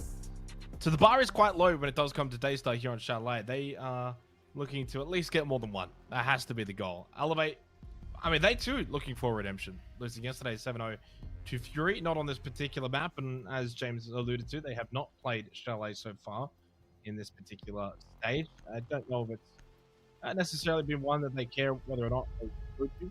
Definitely they can't care too much since they have allowed it through here in this game. Now on the defense to begin, 59% defensive win rate on Chalet. Expecting Elevate to do well early on. When it does come to Daystar though, yesterday it was just the one attacking round. They do begin on the attack, so we'll see if they can improve upon that one round. Well, surprise, surprise, it's the Ying Monty combo taken down on the attack. So these teams will stick to, you know, what has become a pretty concrete meta at this point on the attack. Defensively, we do see a little bit of a switch up with the Kaid taken down this time around. Will alleviate some of the pressure when it comes to opening up walls. And the Solos also off the board. So Elevate defensively are not going to be relying on the Solos to gain information and also to deny it. And we'll see if Daystar are able to lean into that with things like pre-placed drones. And perhaps maybe some of their operator selections as well. But yeah, again, quite eager to jump into this game. I hope for Elevate's sake they do bounce back. They know that yesterday was just not acceptable. But they also should find solace in the fact that it's a best of one league format.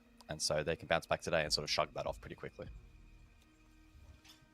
A general consensus for this game is that Elevate definitely the favorite of the two teams. Their result yesterday was largely unexpected, the nature of that result being a 7-0 capitulation. They couldn't really get anything going.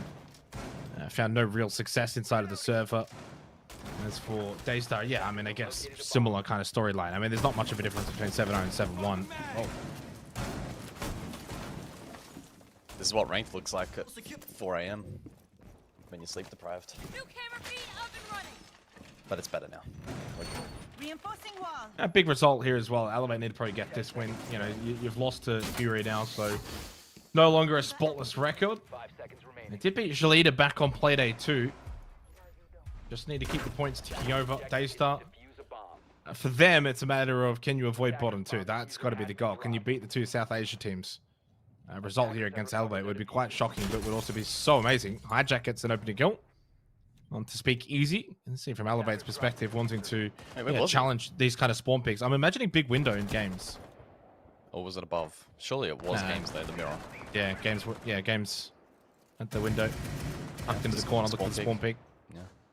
We saw another spawn pick up above that didn't see anyone. But for Elevate, it does not work out. Looking for a little bit of aggression at those windows. Daystar switched on. I mean, again, that could be the approach here, Elevate early on, at least if they can test the waters and bully Daystar out of the match. I don't think that's a particularly bad idea. Doesn't quite work out, though, for the first engagement in round number 1, though.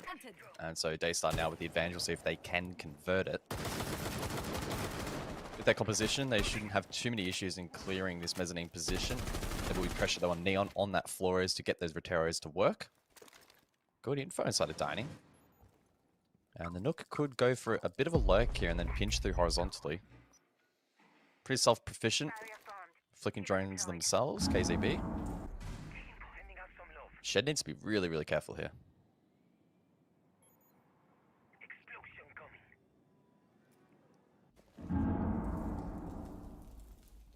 I mean, KZB's lurk here looks pretty good. 90 seconds, push up West Main. Shed's watching, but not watching the right angle. KZB is going to get the kill. Oh, no, he's not. He flicked over. Well, Elevator probably done enough in this round. Neon now the solo. I really don't know how KZB wasn't able to get that kill. Oh, nice little flick from Neon, but not good enough. And Enhaikel is going to get the final kill of the round.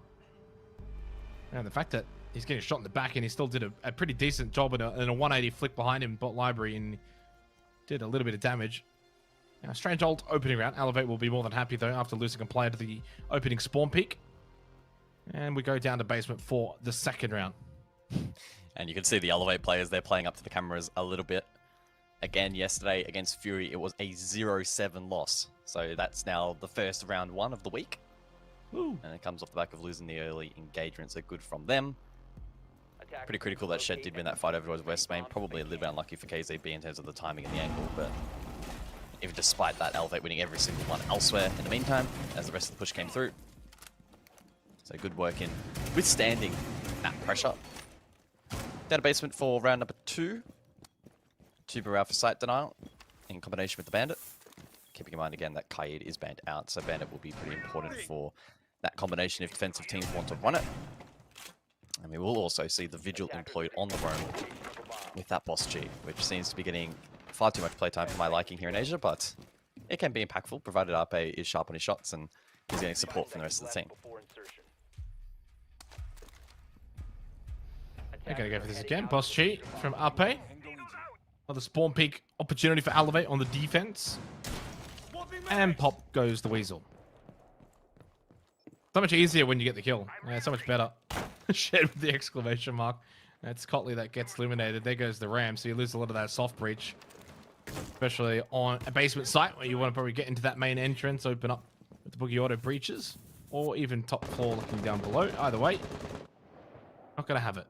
No Ram. And the Boss G has become quite prominent. Main breach looking to get opened up will be pretty comfortable, you would imagine. The secondary EMP into the exothermic charge.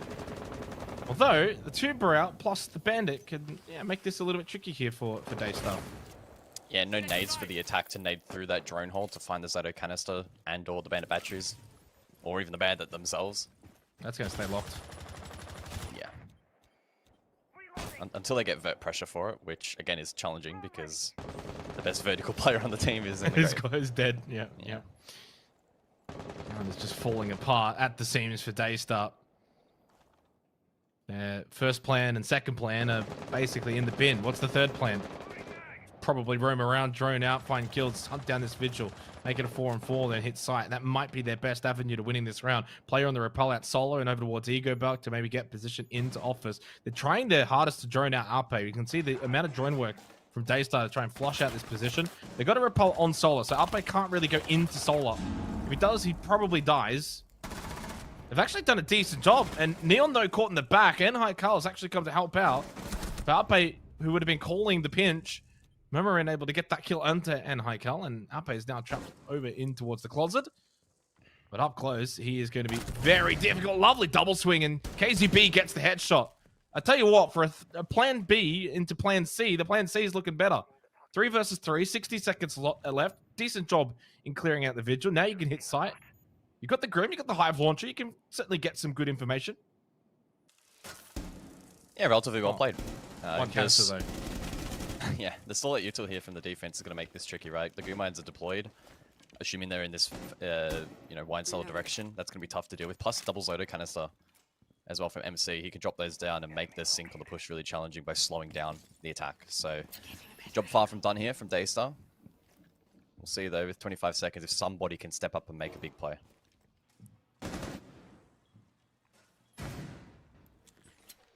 Yeah, I mean, the time, though, you got to go a little quicker than this. Get into this attacking play earlier. Looks like it might be double drop hatch off the back of the flashes. Hijack's got one more. They expended. Drop down. Can't hit an initial shot. If anyone was going to be peeking towards blue, Good Mind's going to further slow him down. And the Nitrous Cell, well, it doesn't quite hit. And Hijack has to stick it or try and save KD. He did neither. And Elevate will get their second round. Yeah, the late round util there from Elevate, and the positioning was absolutely spot on. With only one Grim launcher to dislodge Pillar, that defender could alleviate that spot.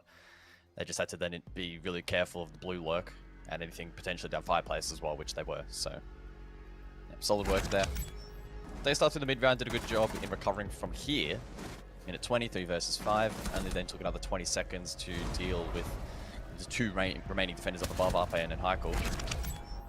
Unfortunately, late round going to be tough. Still an Exothermic in the pocket. They ultimately would have liked to have used that elsewhere for some pressure, even if it was just perceived or phantom pressure at that point, but ultimately not meant to be with that Bandit 2-Brow combo. So really well played by Elevate overall. Daystar just lacking that extra gear for the attack, but they found themselves in a pretty tricky position. Yeah, very early tactical timeout taken from Daystar. Not happy with the performance to start. I mean, who would have seen this coming? Chalet might be not the map for you guys. I don't know. Maybe it could be the fact that this is the 3rd attempt and the 3rd failure. I mean, we're only 2 rounds in, but not seeing enough to suggest that this is a map that they should be going back to for the 3rd time. I very much agree with James on the desk. Only this map veto kind of came through. Kind of wanted to see them go somewhere else, try something else. Still plenty of rounds in this half. By no means is hope lost, and to their credit, even after losing the Ram and not able to get main breach, they still kind of made that last basement round possible towards the end. Good little roam clear up above. If they can emulate that kind of work, then maybe they can find a couple of attacking rounds. But Elevate, once again, looking to just kind of lock down these positions. The Tuber employed once again in the hands of MC. Coupled with the Azami, the Mute, the Castle. It's all about on-site defense here. Kitchen and Dining up above. Vert hold, reinforce off, and make this impenetrable. Yeah, Daystar are going to play up above, I presume, with the gridlock in play. That's a bit of an intriguing setup. We don't often see Kitchen fully reinforced off the Trophy. Typically, teams will have a line of sight to make the vault in a little bit more tricky. So there must be some kind of system that Elevate have in place to make Trophy more difficult to enter. Or perhaps they're willing to forfeit that control even and give it away to the attack. I know they've got that line of sight west main, which we're watching now, but the trophy window itself, unless they've got Vert up above, or again, they're happy to forfeit it and lean into the castle barricade that's set up. They're still going to drone this, so we'll see if they exploit this. This is going to be a really intriguing part of the round, if they want to play into this, or they sense that it's a bit of a trap at that elevator set. Oh. Oh. You don't take first shot. Oh my god. Maybe second shot. There you go. There we go. Well, good trick and discipline from Momo, and you take the first shots there as he's moving around. And arguably, I think Speakeasy would have survived. Instead, patience is a virtue. Does get the kill. Drone hole is impactful, as you alluded to. E1D plus the Adrenal Surge says it's time to enter the building, but a Nitrosol from MC will make that difficult. Into Dining, though, for KZB, as Cotley's going to lose his life. There is the trade that eventually comes through, and with that, a bit of sight control for Daystar. Question is, though, who's got the kit and where is it? That's a phenomenal question. I have no idea where that diffuser is being put to rest. And Elevate will capitalize. It's not outside, is it? Oh, it's outside Trophy. Yeah. Is it outside trophy? And they've just left it as he's gone in on the entry. I think it was Momorin who was the one that probably should have brought it in with him. They had full site control. I mean, KCP is still inside of dining, but they left the biggest piece of utility that is required in this game.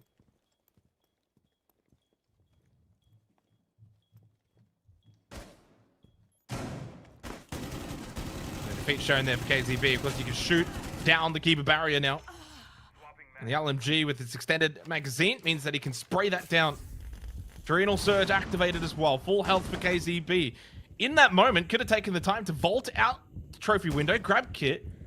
But now he's locked himself into finding these last two players. And with little time, that becomes even more difficult. Well, they need to come through to create a bit of space. He senses correctly that these defenders are above, but Elevate will peel off. Bro, you got to go quicker now. You've opted into this. You've got to pick up the pace. Well, one close. Got to force this. And in fact, an opportunity. Yellow Ping. He knows where they both are, but he couldn't hit the initial shot. He knew the one was close, and then Hykel will get the final kill. Oh, that was a strange old round. Great opening kill through the drone hole. The entry to site was swift and precise. But they forgot one big, important thing. Well, we laid it out early in the round. The fact that Trophy was fully reinforced off, Daystar identified it. They then wanted to try and exploit it. And they did in terms of, positionally. They just forgot the big win condition, which everyone memes on, that no one plants in ranked. Well, you have to have the diffuser with you if you want to be able to get it down. And ultimately, it was just left outside. Attackers need to locate. You know what the interesting thing about it though, right? In that instance, you're attacking a site, which is a vert hold site, kitchen dining, but you play up above, etc. If you are able to even get into that position where you're able to get the plant down quick, you can then play the post plant. You don't even have to worry about the vert. The fact they got site control, caught Elevate off guard, they would have got plant down, then it's a post plant retake. And then you can start sending players through trophy, for example, and flank up above if you want, library hallway. A lot of avenues to the round. Now, Momorin has it to his left. Never brings it in with him when they do make that entry. KCB does his best in a 1v3, but yeah, I think even in that moment, 50 seconds left, if he gets that kill, should he not just go out, trophy window, grab kit, and at least give yourself a plant opportunity if you need it? It's better than trying to go hunting with 20 seconds left. I mean, the round was lost by the 1v3 anyway. Yeah. To be fair, he nearly actually did win it in the 1v2 through dining hall. It actually got a little bit sketchy there for Elevate for a moment, but they hold on. It's perfect rotation. 3 rounds for the defense. Back to back to back. Can't really ask for much better.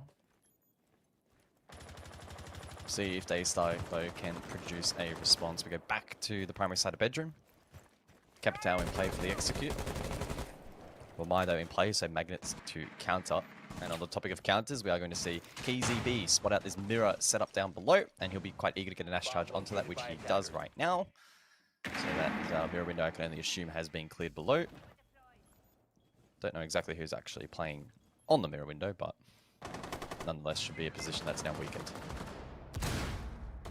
Remember that attack again has been quite good for Daystar early on, getting these opening kills. Catch 22 though, I mean KCB low, so it was a little bit to Neon, but I mean it's been an intriguing half. They've not been short of finding opening kills. Follow-up is where the questions have probably laid the most for Daystar. As an in the moment now on Shed, 5-0. Perfect start so far. Takes out another drone. Not too many have been taken out so far. I think it's very much the site execution for Daystar that's probably leaving a little bit to be desired right now through this game on Chalet. A decent amount of pressure on the Solar side.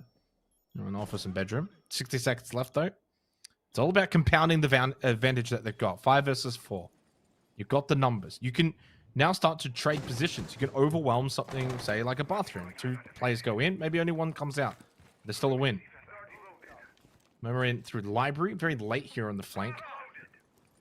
On the push at this point. There was 1 player towards mezzanine earlier, but yeah, this is a very slow-paced attack from Daystar. Oh, good swing. Headshot found from Neon. Now you got to go off of this. Yeah, lovely, lovely push. Well, in the end, I guess a slow-paced attack has been a bit better for Daystar. Down to Shed. 6-0. The KD is very much about to get ruined by Neon outside of the balcony still. Okay, they didn't rush anything, and in the end rewarded, and they get themselves their opening attack round of the half. Yeah, they kept it very simple there with the solar smokes and then both double window, bathroom, cross being held. That weakens bathroom, it weakens the cross back from piano. And then with the sweep in late from Momo on the Twitch, didn't leave Elevator many opportunities to make a play. So some pretty solid work there from the attack. Quite well measured and calculated, not overcomplicating things and risking it go astray. Really good shot there from Neon. Could make the argument that the dry swing there was a 50-50 fight, and if he loses that, it would have been quite challenging, I think, for the rest of the defense to be unlocked, but backed himself in, won the fight, and sometimes 50-50s like that can be the big difference maker.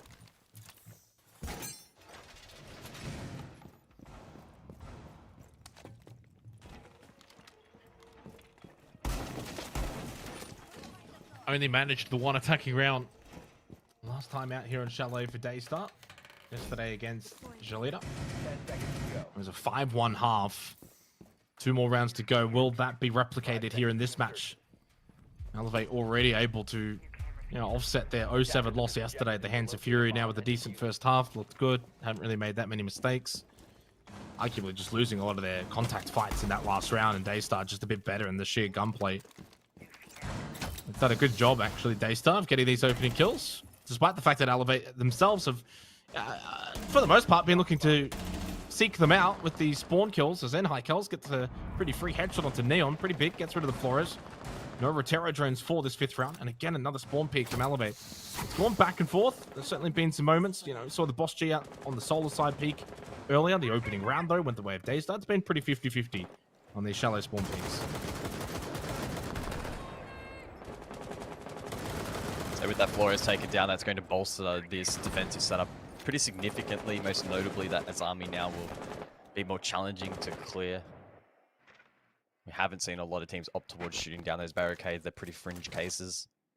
Teams still leaning heavily into explosives, so expect that to be pretty limited for Daystar. And the flow-on effect of that, plus the deployable shields, means that this top floor hold from Elevate is going to be a real challenge to clear. There's a horizontal extension as well through to Kitchen. RP lurking down below. There's a lot of different elements to this defense for Daystar to try and break down. It's still possible, especially with the likes of KZB up on the Nook, to be able to lurk around and maybe find something for free, but I do fear for Daystar halfway through the round, they haven't been able to get a whole lot done yet. Oh, and a frostbite. Cotley's down. Does get brought back up. Hijack was close by.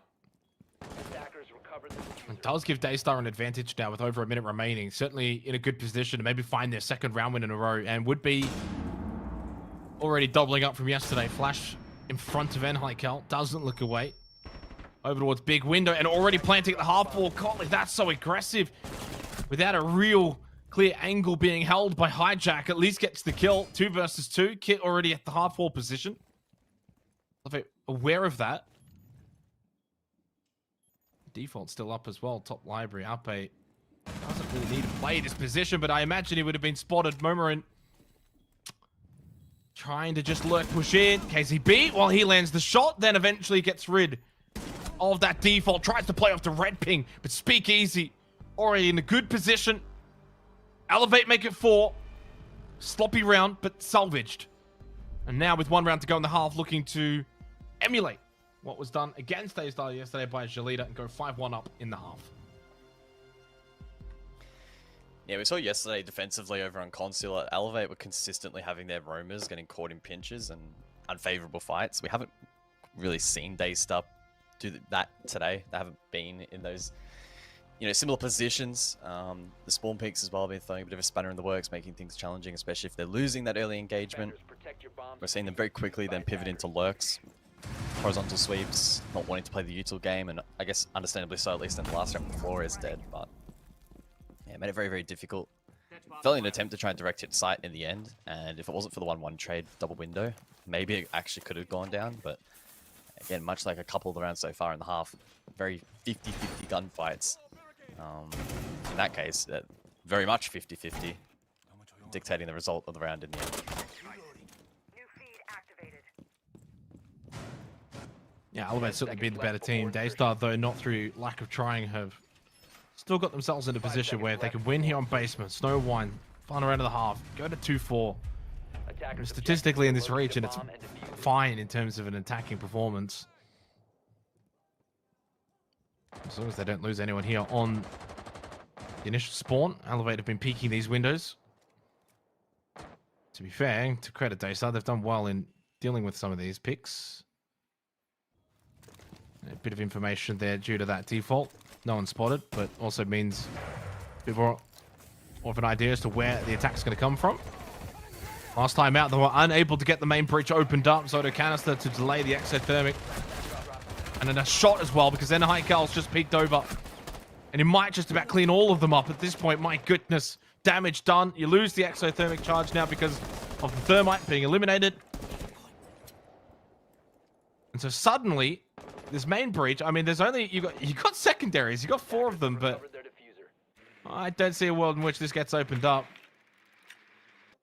Gonna have to revert now to plan B and head into the building, clear out these roamers, if there are any, and hope for the best. Yeah, really well-timed jump out as the attack tries to process what's happening on the breach. Stuck looking at that, not expecting the jump out. Well timed, well played.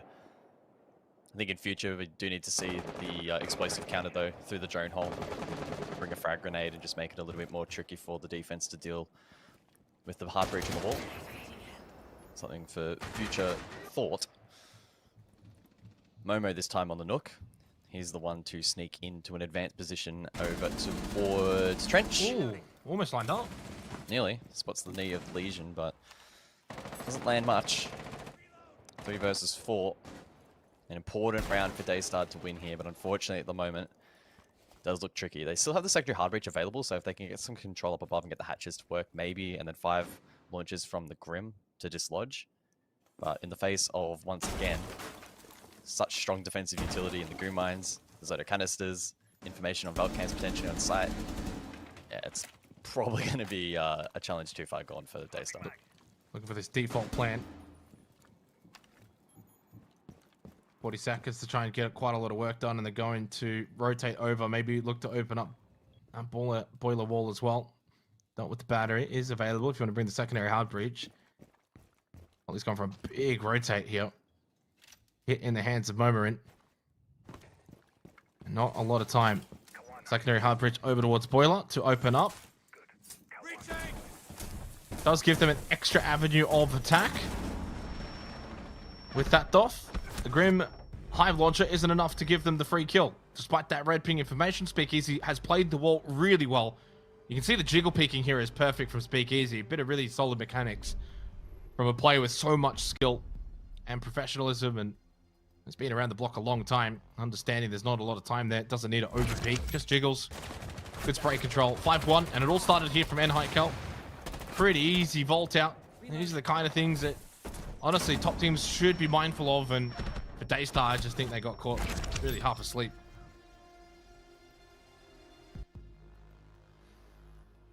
So 5-1 half then for Elevate. Today is going far better than yesterday. Far more closer to the game plan, I presume. On attack, we'll see if they have any teething issues, but they have such a big lead now that it's difficult to foresee them losing this match. I fully expect them to walk away with at least the tertiary sites, which will be enough in this instance. So we'll see what they bring to the table, but in terms of this initial lineup, it is pretty much the most vanilla basic lineup you can bring in Siege. Maybe IQ as the flex is a bit intriguing, but that's in response to the Valkyrie, which saw quite a bit of play in the first half. And so Elevate very much giving the indication that they'll go slow, steady, and rely on fundamentals, which is the ultimate edge that they should have in this match. Anyway.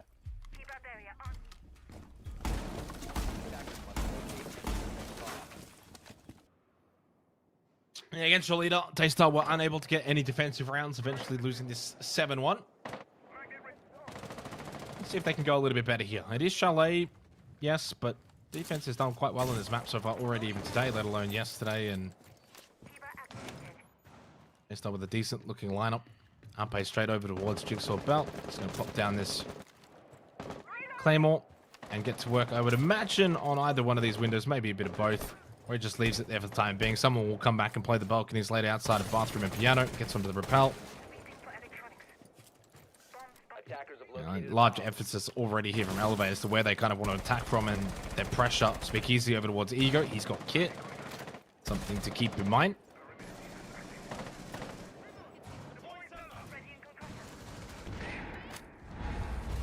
So some early impacts then from Enheikel, and it is the Claymore to get the kill, baiting him out. Ape, Speakeasy, also on the kill feed. They're already in. Oh, that's so clean. Lovely little battle around piano behind the keeper barrier, and the pace from Elevate just rapid. KZB trying to find an angle there on the pixel through trophy stairs, unable to do so. The plant is already successful. This hole down below completely ignored. Lovely shot onto Ape, clean from KZB.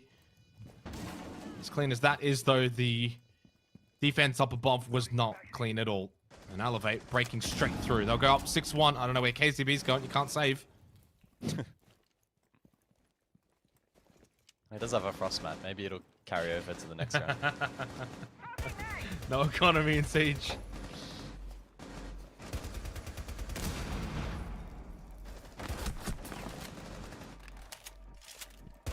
Yeah, disappointing defensively there from Daystar. Up above, first pick off the back of the Claymore. Every other position, then very quickly dislodged. Elevate sensed that was the trigger point in the round to go for the push, and they made it work. And I think the one fight that probably really encapsulated how rough things were for Daystar was that fight in piano, even with the keeper barrier standing. Still losing it out. So unfortunate there for their first defensive effort on the primary site. Nothing goes to plan. And Elevate now on match point. Yeah, hard to imagine there's much of a comeback possibility for Daystar. With that round encapsulated by the pace of Elevate in comparison to what we saw in the opening half. Quick, not just in their approach in the site, guys, but also their setup. Like how quickly they were able to get over the belt, get the double claymores down. I believe I think the claymore that actually got set off must have been the solar run out. I don't actually think it was the balcony ones. I think it was either solar or true. Yeah, because Ape was the one who placed the balcony ones. Either way, again, highlighting just how quick they were able to get there, get those down, put the pressure on, and then straight in towards piano, straight in towards site. There was about 1:40 or so on the clock. So Elevate just, from the get-go, everything they did, structured, but also nicely paced. Daystar just fell apart, unfortunately, and I think they tried to do something down below. Clearly didn't work. We go to bar games, though. We'll see if Daystar can at least find a second round. I'd like to see them get a second round, guys, just for the sake of not having the exact same result as yesterday, which would prove James Dev Marta Stewart very much correct in terms of the map choice. Ugh. What the hell was that? Previous lineup. Welcome to 2024 Siege, mate. Although the fact that it got shot was pretty crazy. Straight, like, very quickly, too. Oh, that's what I was talking about. Just how quick that got shot out of the air. That was...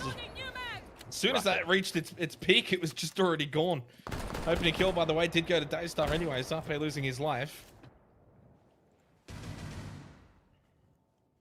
Okay, well, I guess a little bit of that pacing for Elevate will get stalled out now. I don't know if they're going to double or triple down. Keeper barrier shot out by Enheikel. Yeah, well, they have the LMG to counter the keeper barriers from the Azami. They also have the Capitao if they want to flame or smoke Mez. Big Easy will position himself over towards Ego Belt to try and help out. Gets gifted one by KZB. And now there's a lot of pressure here on Neon to step up. Oh, little pop-up from Cotley, and Enheikel was already in place. Goomine and Razorplume. But doesn't matter, straight back out. MC straight to the half wall. It's all for naught in terms of the utility set up by Daystar, but it is a 3-on-3 with that kill onto Shed. Oh. Just as that logic bomb was ringing, and Hijack up above. And very much delayed his plant from going down, and MC's already moved into bar stock. Minute 20. And still every chance for Elevate to kind of change the way that they want to approach the conclusion of this round. I think they're going to play off of Speak Easy instead of playing off of Enheikel. That big window, plant successful. Hijack probably a little bit confused right now. And MC immediately as he gets off of that plant, gets the kill onto Hijack. Neon does get the down, 2 versus 2. Speak easy in a bit of an off-angle position. And an easy final kill from N-Hykel onto Neon. GG's in chat, 7-1 yesterday on Chalet. Unfortunately for Daystar, they were the 1. 7-1 today on Chalet. Unfortunately for Daystar, they are the 1. They can't find a win here on this map. Time to try something else for Daystar. It's not looking great for this stage of Asia League. So far, their only win coming against one of the South Asia teams that we've got in this league. Another beatdown at the hands of an SEA team. But good news for Elevate. The response that they absolutely needed to have today comes through very quickly. 7-1. They got 0-7 yesterday on Consulate. Massive turnaround. You can argue their opponent all you like, but they looked clean, concise. This is the Elevate I expected a bit more of yesterday. Yeah, I mean, Elevate's fundamentals were completely out of the window yesterday, but they're very much back in the picture today. So good work from them. They kept it clean. They kept it simple. And honestly, they looked far better. So good work from Elevate. And as you can see, quite pleased with that result. You might be the prediction king, guys, but in this instance, James Dev Marta Stewart's frustrations in the map veto have come to fruition. He was right, and unfortunately for Daystar, they were wrong.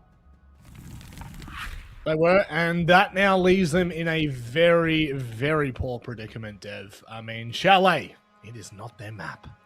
Yep. Every now and then you see a team that really love playing a map. Maybe they farm it in scrims, maybe they've spent 20 hours stratting and dry running, but the results do speak for themselves, and this is the third blunder for Daystar now on Chalet. And what's more, every time you play a map, it gives the chance for your opposition to VOD it and figure out how you play it and the best way to play against you. So I would be very disappointed if Daystar continue playing Chalet. At this point, it's not only the fact that, yeah, they're maybe not great at it or not as good as they think they are at it, but also it's just going to be so easy to VOD them now. So, yeah, back to the drawing board for them. Really sucks to have a game go this way. But for Elevate, it's exactly like we were saying in the pre-match desk. They really have bounced back into form. And we often see that from teams when they get smashed the next play day. It's a huge wake-up call and they get back into it. Yeah, Elevate obviously come out of this, Mandy, with probably maybe the biggest takeaway that we've had so far in the Asia League. You know, giving that warning shot yesterday. It's the time to do it, right? Day 3 in the Asia League. You've still got plenty of time before we even head to playoffs. What does this mean for Elevate moving forward? That is a good question. I think for these guys, yeah, it's just to keep up the form from here on out, really. I think they've probably secured themselves like good enough form to at least be in the playoffs. I guess with their blunders, it's pretty hard to be eyeing for that 1-2 seed now, especially with Bleed doing so well and the middle pack being so tightly contested. They could still try and go for 2, I think, realistically, in their position that they're in right now. Yep. But I think really it's just, you know, riding the wave out to the playoffs from here on out, keeping in good form, don't get burnt out. I think they'll be fine. I think one of the biggest takeaways for me, Dev, was looking at the player cams throughout that entire game from Elevate's perspective. It's very clear they came in today with a very, very specific vision. Yeah, you really saw that energy rise up, and they absolutely needed that. It's similar to what we talked to Lycolis about. He knew that it was going to be a tough game because they were playing with a sub, so the entire team got more animated to try and compensate for that. I think we saw that with Elevate compensating for their loss yesterday. I think it was Shed at the very end there who was like, got up and he was like punching his camera or something like that. So it's kind of, yeah, the kind of energy I love seeing. And yeah, Elevate, I think they know exactly what they need to do to get back on that horse. I think they've done it. It's just about keeping that consistent form because there are a lot of really tough games to go. And as you said, the priority for Elevate should be top 2 spots.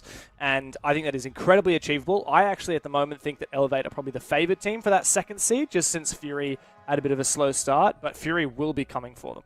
Now, Mandy, this might be a bit of a tough question. I might be throwing you under the bus a little bit here. All right. But what's the takeaway for Daystar in this one? You know, you've got to try to take the good with the bad and the bad with the good.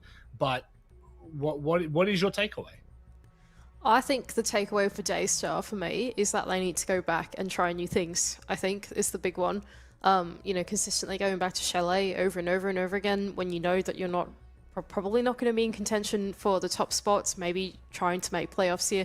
To me, isn't really a good way to be practicing or progressing. I think for them, looking at progression and just staying process focused, I think is the main thing that I would be pushing forward for that team, I think at that point. And I think that going into your officials day after day, doing the same things over and over again isn't really that efficient way of moving through the process and actually learning new things. So I think for Daystar, yeah, I would just like to see them, even if it doesn't work, at least try something new and continue to develop their strat book.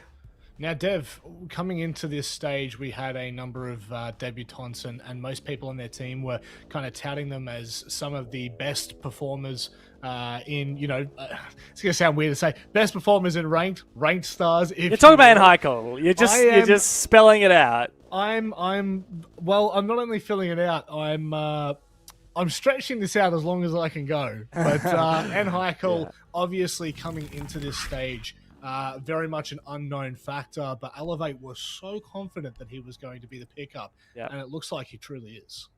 Yeah, and it's always a gamble. We see a lot of big ranked stars or fresh 18-year-old players that have really proven themselves in the non-competitive scene, and sometimes joining the comp scene is a huge challenge for them. Enhycle today, 12 kills, 4 deaths, 88% cost, I think it was. He was farming. This is the kind of game that he needs to play to get his confidence up. But I would actually put more stake in the experience that he will get out of games like the one yesterday against Fury, Elevate Bleed, like all of the big teams, because that's when you not only like just get an ego boost from farming teams that are less organized than you, but you actually learn how to play for the win rather than how to play for the style and the frags, which is typically how ranked is played more so. And I think that the real experience, obviously he's put on a good show today, the real experience is yet to come.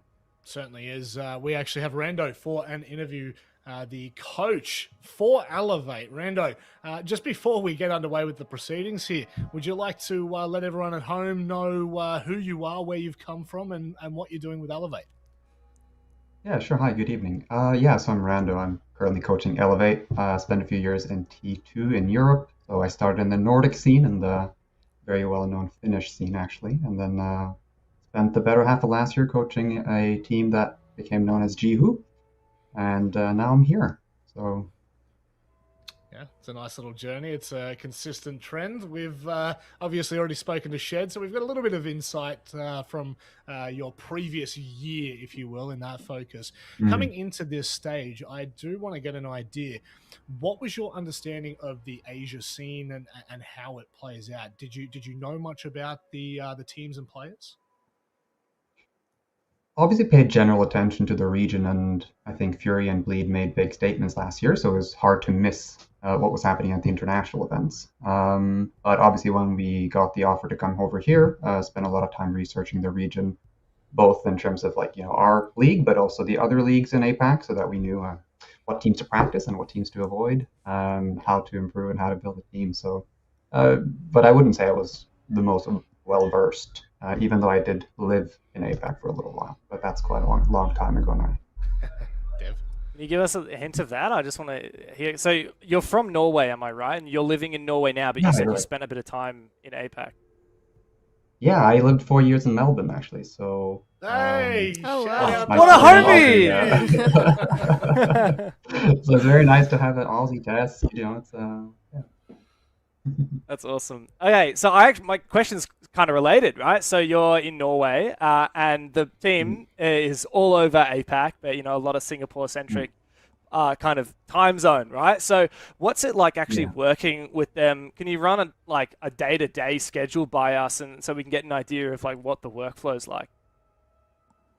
Yeah, I mean, the time difference is actually brilliant for me, because when you're coaching a team, you're usually doing midday to evening practice. But with the time difference, I get to get up early in the morning. I get to have evenings free. So for me, it's lovely. We practice in more or less every day. We're currently a little restricted on time, but as of, I believe, tomorrow, Speakeasy is being fully available after having served national service for 2 years. So we're very excited about that. So we'll be moving into more of a full-time schedule.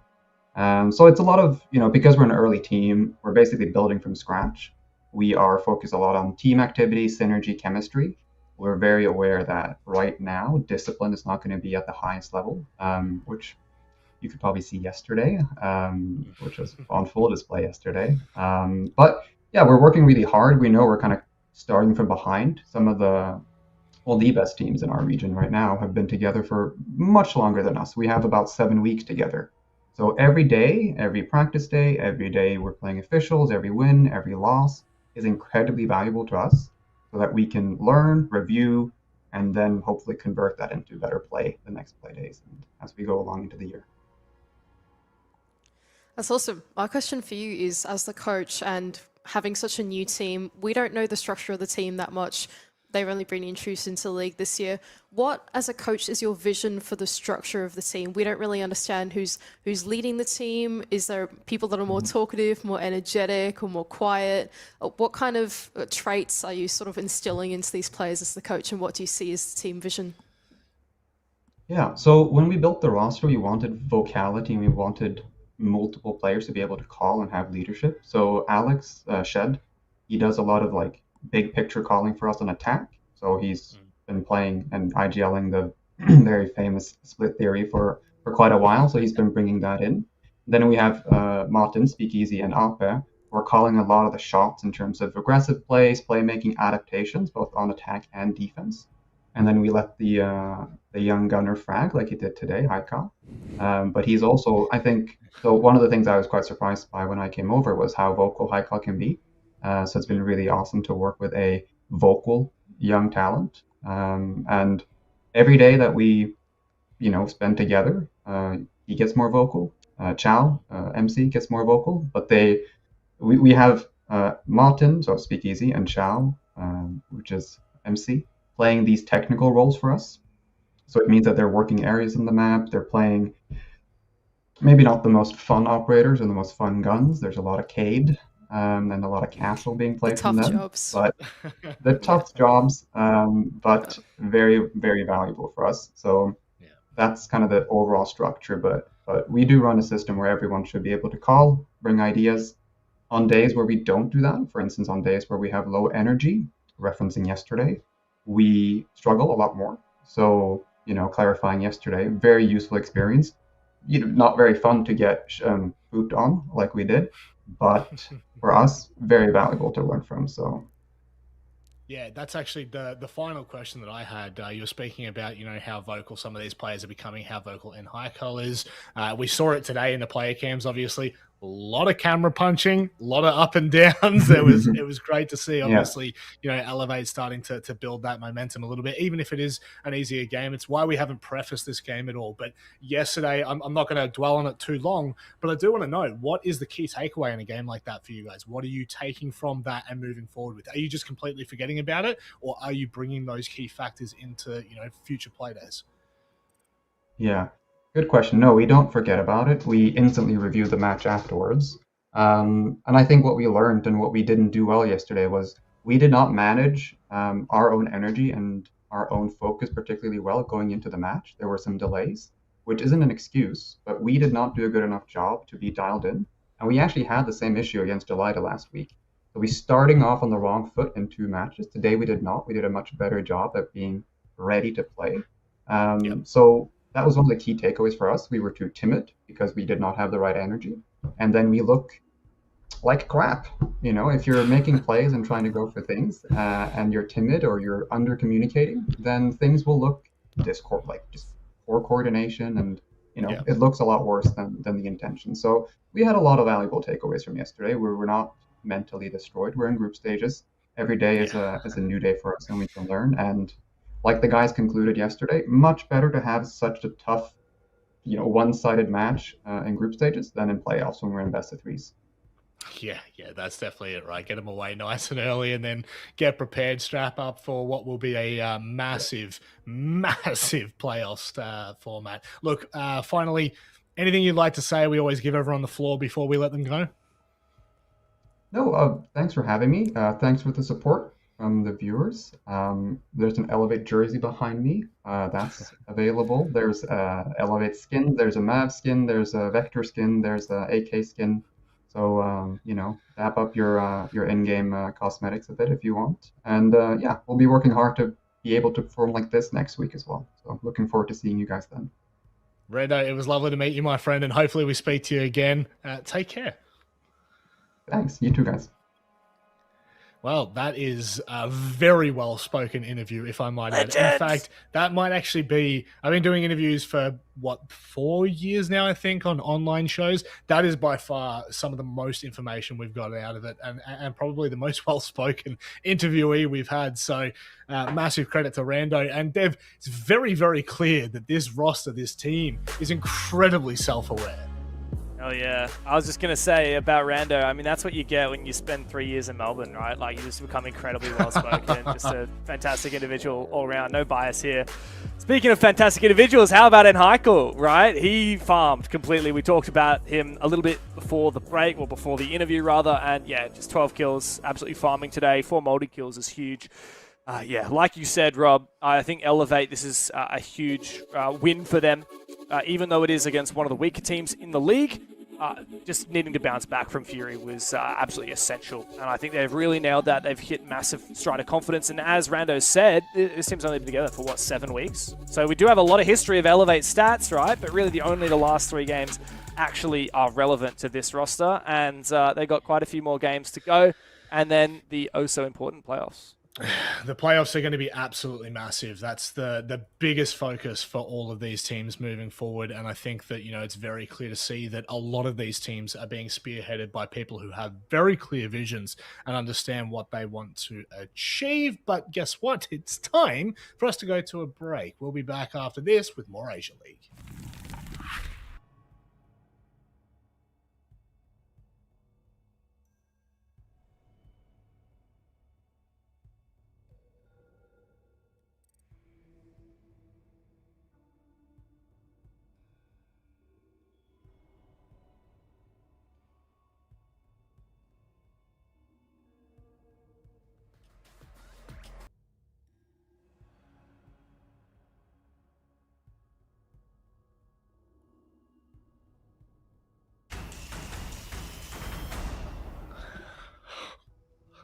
I'll tell you what, if I have to hear another whisper in my ear... Look, let's just say, Rob, there's a reason that James Dev Martyr Stewart didn't work 6 Invitational. He's just completely unprofessional behind the scenes, and he really needs to rein it in. You guys can't hear it, but honestly, he's gone off the rails in the last couple of weeks. Content. This is just it's just typical content creator. He's making the content. We're talking about him. He is the content. He is the creator of this. Well, okay. I should take that back. A bit far. I'd like to formally apologize to Jake Xenox and Diddy for calling someone else the content. I can't do that. But gentlemen, welcome to the desk. This is where we break it all down. Jake, you want to break it down for me? The game is about minimizing the damage, Xenox, but unfortunately in this case it may well be. However, Knock Knock, these stages are super important. These best of ones are really important for rosters like them, Hasid, Daystar, because we don't know if they're going to make it through to the best of 3 format. So they need to be able to take every game at face value, even if it's against a gigantic team in your way, like Bleed Esports. I mean, I'm actually going to question you, Jake. Do you have anything negative to say about this roster? Yeah, I actually do. I would say their conduct lately has been a little bit disappointing regarding certain events. I think as long as they can just keep themselves locked in mentally, stay focused on the games, because inside of the server, there is nothing negative. They're great. They're the best team at the moment. There's only one spot when it comes to getting a major position. They're the favorites for that spot. So you've just got to stay focused on the task at hand. Don't worry about exterior issues. These guys, though, I don't think are going to even come close to losing this game. This should be an absolute stomping 7-0, 7-1 kind of fashion. I say that even in the fact that, as we remember all the way back, Play-Doh 1, the last time Bleed played against the other South Asia team, they got completely bamboozled in those opening 4 rounds, made to look very silly. But we're at a point now in this stage, Rob, where I think those day one, not jitters, but day one cobwebs are gone. Brushed off completely. And I think Bleed are going to be just far too good here for Knock Knock. Well, I just don't see a world in which it's any other discussion. Maybe they come out of the gate swinging and Knock Knock and get a couple of rounds, but Bleed's adaptations mid-game, I'm sure, will very quickly just snuff that out. So we are not going Chalet. We are going. Chalet. Michael, help me. Why? What's wrong with Chalet? Is it because we've seen it twice already? Is that why you're a bit... Because this is the third time tonight. It's just, I just want to see a bit of variety, Michael. I don't see the problem. It's fine by me. I don't have to cast it again, so I don't really care. See, Xenox, doesn't he find the weirdest things to be mad about and the weirdest things to be happy about? Look at that smile on his face. I don't think I've ever seen a man so happy. I enjoy the little things in life, Rob. That's what life is really all about. At the end you of the enjoy day. them little. Oh yeah, you're right. My KD is quite small. Is Devin Mandy ready, Rob? I think they're ready. But I think the game's ready, so I don't even know why you threw to me. Just give it to them, Rob. We're not ready. We're not ready yet. Come on, boys. Leave the big hosting to the big boys that only like big things. Speaking of big things, James Devmartis Stewart. No, we're gonna do a big this game. What an intro. I have Gotta do it never big. been intro. It's only where I can live. Shout out any homies that watched Apex South and know that song and that reference. And those of you who don't, I guess you'll just have to enjoy some amazing matches. And Mandy, this could very well be one of the greatest upsets in history. Or it could be one of the fastest games we've ever seen. I was gonna say, could it really be one of the greatest upsets that we've ever seen? I think this is very unlikely. Like, very, very unlikely, Tev. All right. Do you want to like start to consider, how many rounds do we reckon that Knock Knock should realistically grab against? Well, Bleed? Hasib Warriors got 4. Okay. And then Knock Knock. And they were the first 4. Yes, and then as well. Knock Knock beat Hasib Warriors. Right? So maybe more than 4. Hey. So they should get 5. Damn. Okay. That's a pretty big call. That would be tremendously impressive. It actually would. Tremendously impressive. Yeah. Unironically, would be massively impressive, considering how good Bleed are at the moment. But we have seen Bleed do start a little bit slow sometimes. So if there's any time for Knock Knock to spring into action, it's right at the start. They do start on the attacking side, for better or for worse. I do think in this case it is for worse. I just think even though Chalet attack can be quite potent, I think that you want to start on the comfort of defense. But let's be real, it's going to be a challenge no matter what. And if you think we're ragging on Knock Knock, it's because we don't. It's not because we don't like them. Sorry, it's not because we don't like them, or it's simply they are just like going up. It's a David and Goliath matchup. Like this would be like, I don't know, Furia, the old W7M world champions versus like a team that is significantly below their caliber. And we do see upsets like that happen. But you just have to remember the significance of that. And the significance of this match for Bleed is just getting as many points as possible, staying undefeated, staying at the top. For Knock Knock, the pressure is really just on getting as many rounds as possible to, as Guz said, extend that round difference that they currently have as a lead over Daystar. Yep, I think that's the main thing. If at least one of the South Asian teams is going to make it into playoffs, it is going to be Knock Knock between the two of them, of course, with the points difference that they ended up getting, taking all 3 just last night. So I think, like you pointed out, for these guys, it's just trying to close out as many as they possibly can. At some point, hopefully later on in the stage, if they can steal a win over someone, it'll give them an opportunity to be in that 6th place spot. And that is, I think, ultimately a big goal for, I suppose, the entire sub-region of South Asia. Very much so. All right, well, digging into this one, Mandy, we've seen another Grim ban come out. It happens every now and then, funnily enough. We actually saw Knock Knock ban Grim against Elevate as well on Oregon.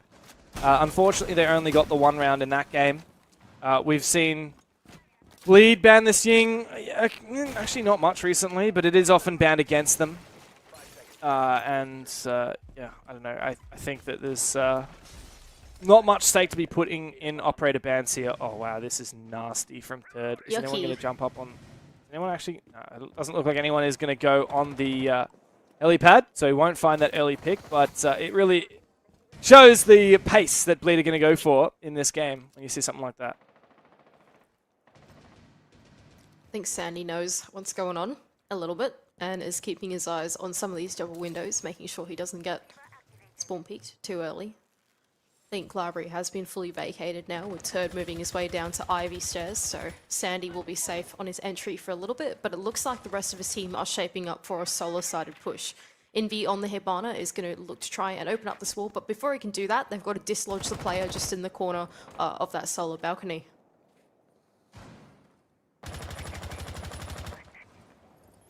It's not easy to dislodge players like Hoven. He's got some support from his key, but is Mentalist going to peek that? Wow, okay, Sandy has gone down! Ow. 2 players peeking the Kali.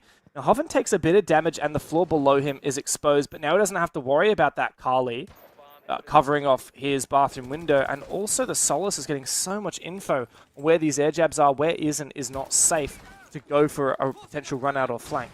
I actually had no idea where Reaps was for that peek, but he somehow manages to find the one onto the Kali. So here goes Hoven on the re-peek in through bathroom. Does get taken down, but Mentalist is there for the trade. There's a player on the rappel though, so he's got to be a little more cautious on the retreat. Don't think he can quite finish off that kill with the danger of the rappel player, but Reaps is going to do that regardless. Player from down below, he does get spotted out through the vertical. A couple shots go through the down and will confirm the kill onto B. 2 versus 4 in favor of Bleed. Make that 1 versus 4 for Reaps. 3 kills on the round, just Envy all on his own. Yeah, and he's getting run out on as well. Here's the Solus. Oh, he's playing on the pillar just to toy with him. He is simply toying with him and baiting for Reaps, who secures the 3k in the round. Utter confidence exuded from these Bleed players. They continued to push to pick. They showed no respect whatsoever. And they said, we will win these gunfights. They kept on pushing, and Knock Knock really struggled to deal with that aggression. I really liked the way that they were able to double peek out onto the long angle from the Kali, cutting off the bathroom player. I thought, I've actually never seen that before. I don't know about you, Dev, but that's a pretty commonly played cutoff these days. And having a counter like that, I think, is pretty important. I think can be applied to a lot of teams that would play that solo-sided take strategy. And then off the back of that as well, very much playing together on their swings and enabling each other to go for those picks and play the aggressive game. Feeling confident, fair enough, when you're playing against Knock Knock, and yeah, they make it work. Ah.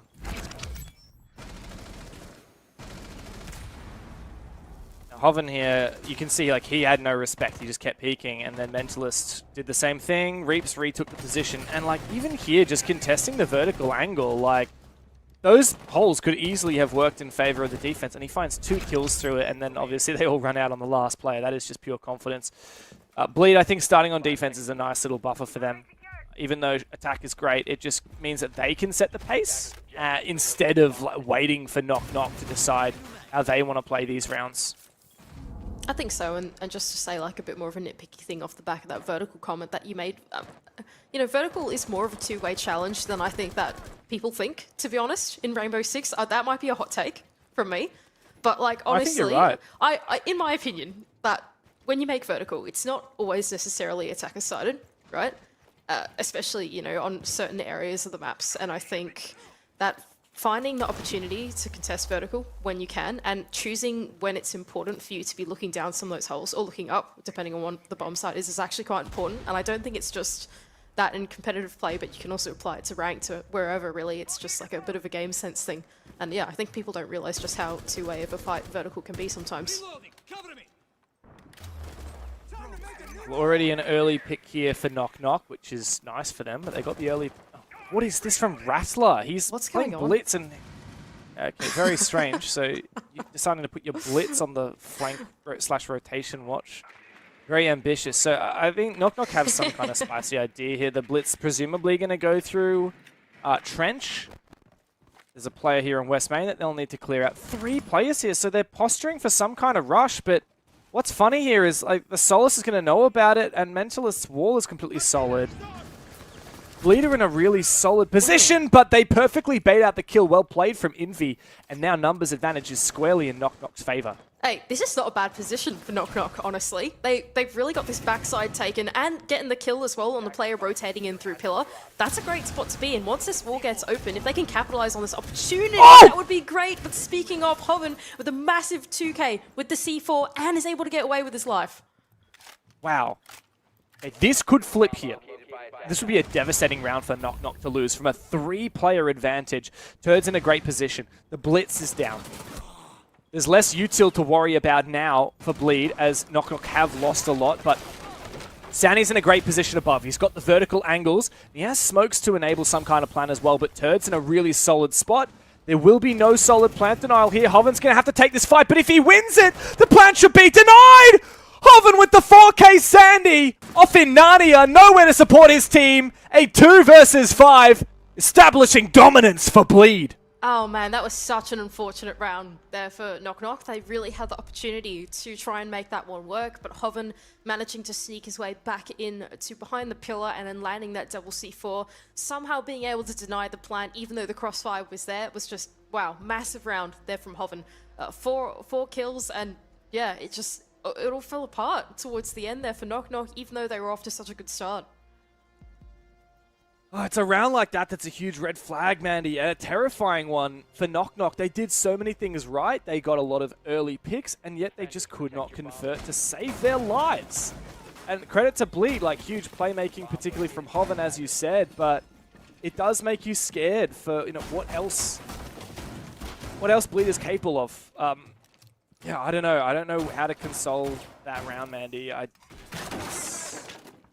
It's really tough, and what's worse is that like a round like that is really going to hit the confidence for Knock Knock, and it's just going to start like overthinking, you know, and maybe finger pointing. I really hope for their sake that there isn't a lot of that going on right now, but it doesn't take much to be like, hey man, why weren't you covering me here? Or bro, you have to win that fight, or why are you rotating to blue? And then just you're arguing about a round that's already gone, and you need to just start moving up and shaping up for the next one instead.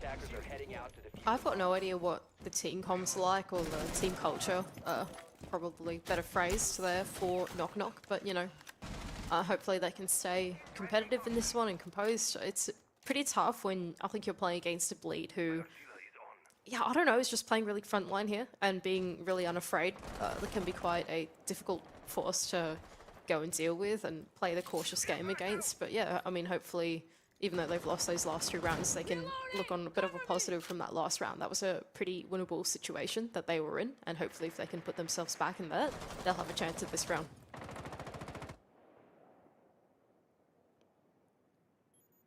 Slowing down the pace may be a part of that. Making sure that they dot their I's, cross their T's, punish aggression as much as possible, because Bleed have shown an interest in playing aggressively.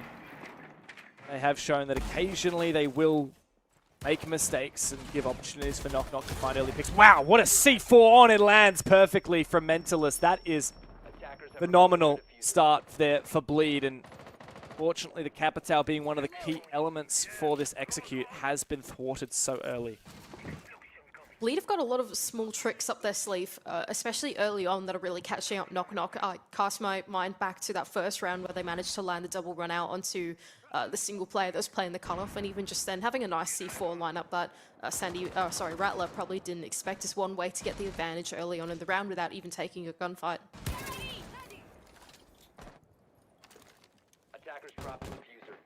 So tempted to go for an execute. Okay, Jiri has now jumped in. He's destroyed this mirror window. He doesn't know there's nobody behind it. This is the site, by the way, and Mentalist is caught lacking. So this is an opportunity now, but Sandy has gone down. The question is, will Bleed overextend and feed into picks, or will they just play to win condition well? Oh, Reaps has taken a huge chunk of damage. Jittery is deep in sight. But Bleed, the Sharks are circling. What a shot! We find another one. The stuns in pocket will not be utilized, but Envy's at a cover. He comes back round the corner. Reaps now in a 1v2. These two players somewhat separated. Oh, but Beats got him dead to rights. Solid stuff from Knock Knock. The 7-0 is not going to happen. In fact, only 3 rounds in and they're already fighting back. Honestly, great round from Knock Knock. Yeah, they lost the pick early on, but Jittery able to find the entry into the bomb site, realizing that there was no one behind that mirror window, and using the Hibana charges opportunistically to make his way in, take down a player that wasn't even looking at him.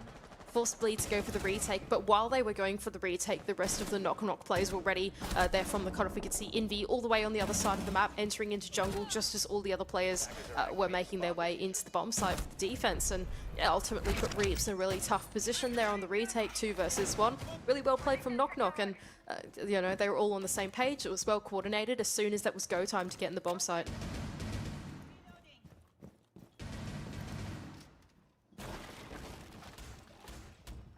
I'd like to see more of that from Knock Knock.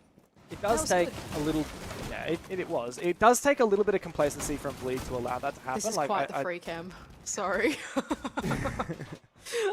Go on. You're getting excited? It's like you want to get back on the obsticks, don't you? I do, but like that free cam, it's like that scene from Interstellar where he's like matching the spin velocity when they, like, you know, that was so cool. Anyway, sorry, you're talking point. No, I'll say shout out to Cthulhu on the free cam and Sky on the main obs as well, doing a killing job as always, especially as it's whatever o'clock in the morning for Cthulhu. But my point was that yes. Bleed, yeah. So like Mentalist was the side player, and he probably should have realized that someone was jumping in, and he didn't, and he was caught looking the other way. That was what enabled Knock to have a chance in that round. So I think Bleed will. They frankly were playing with a bit of disrespect. So I think that they just need to shape up a little bit, like keep up the level of aggression, but maybe just don't get a little bit complacent, because if Knock see like a path to least resistance, they will try to take it. Alright, so here's Reaps here in the display hallway, just preventing Library from being a safe haven for the attack with this long line of sight all the way deep into the corner of Library. Envy from down below is going to take down Aspie early on from inside of West Main. That's early advantage once again on the side of Knock. We've seen man advantages not be converted though this game. I think I'm going to say every round so far, if I'm not wrong. The team that got the opening kill has actually lost the round. So I wouldn't count out Bleed yet. Yeah, because in the first round it was the guy who got the pick and solo for Knock. The second round Knock had a 5v2. And the third round Mentalist got the opening with a C4, and now we'll see if Envy's opening kill can be converted. You are not wrong. That is interesting. Well, luck is not on their side, hey? The universe has gone against them, and the Siege gods have looked down unfavorably on them. So, because they've gotten the first pick, this would, you know, if it tells the tale, not go their way. And there goes Jittery, down but not out, as Hoven goes for the peek out on the office wall, which has been pretty aggressively opened in the setup that they've got going for them. Knock kind of stagnating out a little bit, I think, on this attack. They look a bit lost on where they want to go. I do have a feeling that maybe they're wondering, or maybe they're overthinking, like, we can't lose our numbers advantage. We have an advantage, just convert the advantage. But so many aggressive lines of sight taken by Bleed. Even here, right? Like, look at all these players, but they are starting to punish, so that's really good. Oh, good reply, though, from Reaps. Very quick 180 and a shot into the player double window. Now, Knock have to decide how they're going to shape up this execute. Will they rotate another player onto double window? Will they rotate someone onto piano window? The castle barricade needs to be destroyed. How will they enable a plant? 20 seconds. All of these players forming from the same direction. And that means these linear gunfights may spell the round. Turd finds his first on this long angle, looking for another one. Reaps gets his on a double! This guy is unstoppable. Turd to make it a full house for Bleed. The trend continues. The opening pick will not be converted. Oh man, the Siege gods have really done a doozy here on this matchup. That is not good for Knock once again. Numbers advantage for not able to convert it. I guess you could say the same for Bleed with the one round that they've lost out as well. But yeah, I think Knock just looks pretty lost, to be honest, in the mid-rounds of that attack. They got the opening pick, but from there on out, there was like 2 players over on Solar, 3 players over on Library side. It looks like they were going for a sweep, but some of the players weren't really ready for that. And then by the time that all 5 players were actually ready to make the execute happen into the bomb site, because they'd all rendezvoused over on that Library side, there was only 20 seconds left to go. Bleed had the read on what was going on, and then this massive flurry of picks happened. Yeah, it's unfortunate that there's not time nor a call from Knock to go and rotate someone to a different position. You know, the castle barricade on piano was still closed. I don't think the bathroom window was open, so there's just no pressure. And Bleed could just train all their guns in one direction. And they got good guns and good gun skill. So, gonna win those. Fortunate for Knock. They really should be aiming for like 3 attacks, I'd say. 2-3 attacks. Like we said, obviously, expectations are not crazy for them. Like, any amount of pressure they can put on Bleed this game is great. Every round they can get will help their campaign, because there's a decent chance that Knock and Daystar end up on the same number of points, fighting for the 6th place, fighting to get that playoff spot. The round difference means the world. Alright, here we go. Double hard breach combination on the side of Knock Knock does indicate to me that they are looking to get this wall open nice and early. Maverick seems to be the play to get this back one open in Snowmobile. Cade is on the other side, of course, can be a little tricky to land. But maybe EMPs, but C4 through the Maverick holds for Hoven.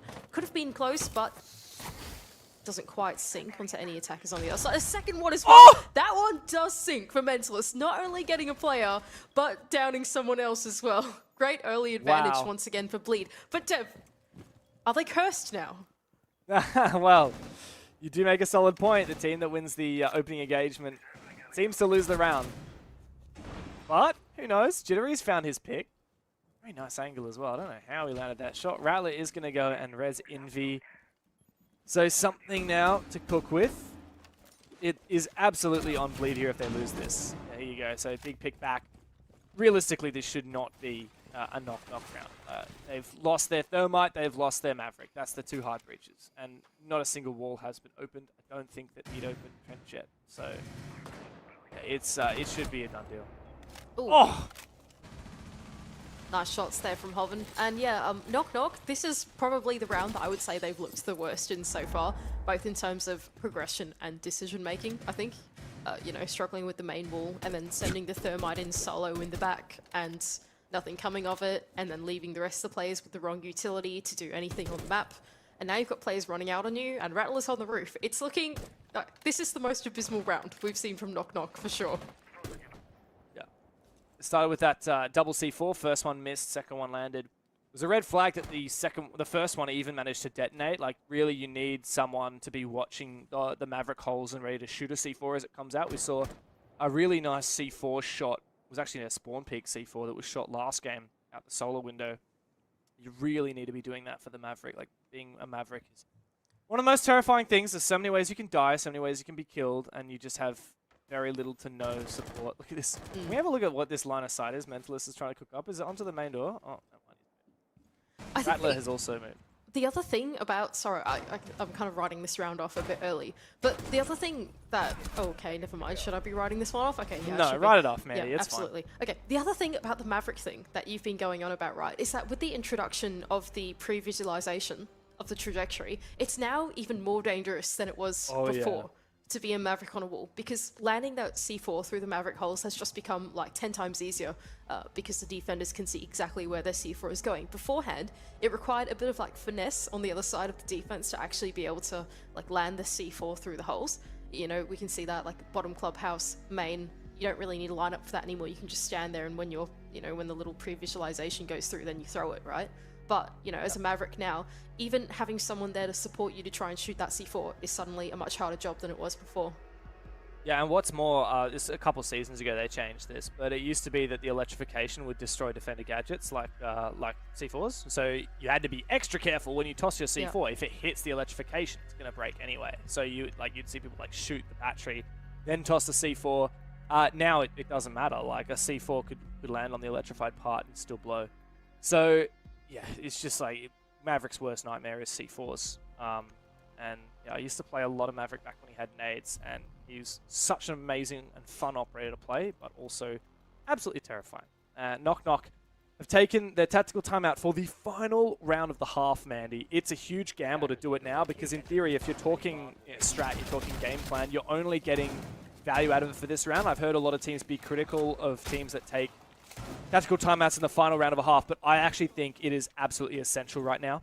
Knock Knock need 2 rounds of attack, and what's more, if they lose this round, they're going to be so dejected moving into the second half. So I think that they need to throw everything that they have got at this round, and then just say, oh, 2-4 is actually not that bad, let's move on to our defense. Yeah, absolutely. I think Knock Knock should be taking this one round by rounds, and especially on the opportunity of the last attacking rounds.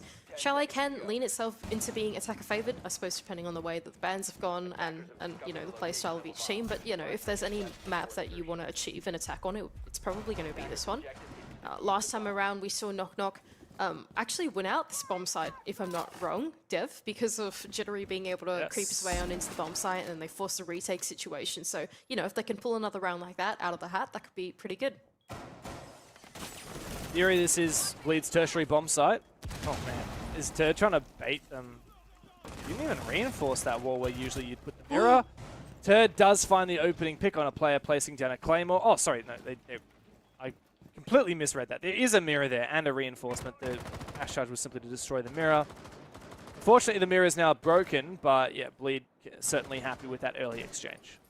Yeah, and once again, Bleed just doing something cheeky to find the first pick of the round. We've seen them do this a couple times on the attack already, and just playing in an off position like that from Turd and popping his head up as that Claymore is going down. It's just a really odd thing, and Knock Knock not quite expecting something like that to happen. Another C4 lineup as well for Mentalist. This guy has got C4 lineups for days out into the double window. Sandy as well claiming his cutoff will at least bring one back for Knock Knock, but still not the most favorable position to be in. Not at all. And yet Mentalist has gotten the opening pick, or technically it wasn't the opening pick this round, but he's got a C4 kill at the start of both of these bar rounds. There was actually a jump in there, baiting there for a second for Jittery. Rattler's just solo entering into a crossfire, mate. That is almost never going to pan out for you. Knock Knock have lost the numbers advantage, and I reckon they've lost almost all hope of winning this round. A consolation kill for Sandy, but 1v3 in the pivotal round after taking their tactical timeout. From here on out, is there any hope? Oh dear. He's jumped straight into a frost map. They may have even heard it. He's now, yeah, he's going to get one tap. So I love that for Bleed. Let's see this. Can we see this? Bang! Yeah! Man, this is a dominating game. And it's heartbreaking to watch for Knock Knock. Yeah, it's quite... I don't know, it's quite sad, Dev. It's just, yeah, Bleed looks so comfortable. Like, so comfortable that it's pretty worrying, I think, in this matchup. Knock Knock, I think once they lose, they edge in the round, like the numbers advantage, like a particular position or like playmaking opportunity. It all kind of falls apart from there, and yeah, I don't know, Bleed just really look in control, and I don't want to overanalyze that any more than that, to be honest. They just look like they're on another level at the moment, and I don't really see a world in which Knock Knock can match this, to be honest. They look really good. They're insane. They're very confident, but yeah, with Knock Knock, do I have permission to overanalyze for Knock Knock? Yes, you do. All right. So, you know when you're down a player or you're at some kind of disadvantage and you feel like you have to take a risk in order to get yourself back in? Yes. Oh, if this is like a 50% chance of working, but if it does, it increases our chance of winning by 80%, then I should do it. Yeah. And that's what I thought of. I think it was Rattler who was the one pushing in from the top floor. He was soloed the entire top floor setup, entering display, trying to take 2 gunfights at once by throwing 1 loose frag grenade. Stuff like that. It's an objective bad play, and I'm sure that he knows that it was a highly risky play. But if he had got 1 or both of those kills, then he could have unlocked the round. Envy does find a low percentage play kill though, and hey, I encourage it, especially on the defense. The thing is now, I really want Knock Knock to try and play consolidation. Because here, if Rattler overpeaks and dies, then the advantage has been forfeited. That was quite scary on the rotation out. I think Rattler is now stuck because Turd is here on the cutoff as well. And yep, he is stuck between a rock and a hard place. Reaps is on the other side of this. Oh, hang on a moment. Turd has been taken down from a flank down the bottom main. Okay. Rattler finally does go down, but there are 2 players ready to take this fight onto Reaps. Yeah, and Bleed actually... Oh, wait. Another defender went back in. Sandy has gone and retaken Wine Cellar and found Reaps. Now, Asphy's looking to hunt him down, and he will. What the hell is going on in this round? I would love to know. Somehow Knock Knock have fragged their way to a numbers advantage. I believe the Solars must have dropped the dining hatch from sight. And Bleed now, believe it or not, are actually at a disadvantage. Jittery is still peeking. This guy still wants more. And Asphy got his first kill. Yes, let's go. Asphy was on a doughy, was he? Yes, he was. Anyway, Knock Knock, this could be their round. This could be the one. All right, here we go. It's Asphy. He's going his way through cabinets or through display. I've forgotten callouts already.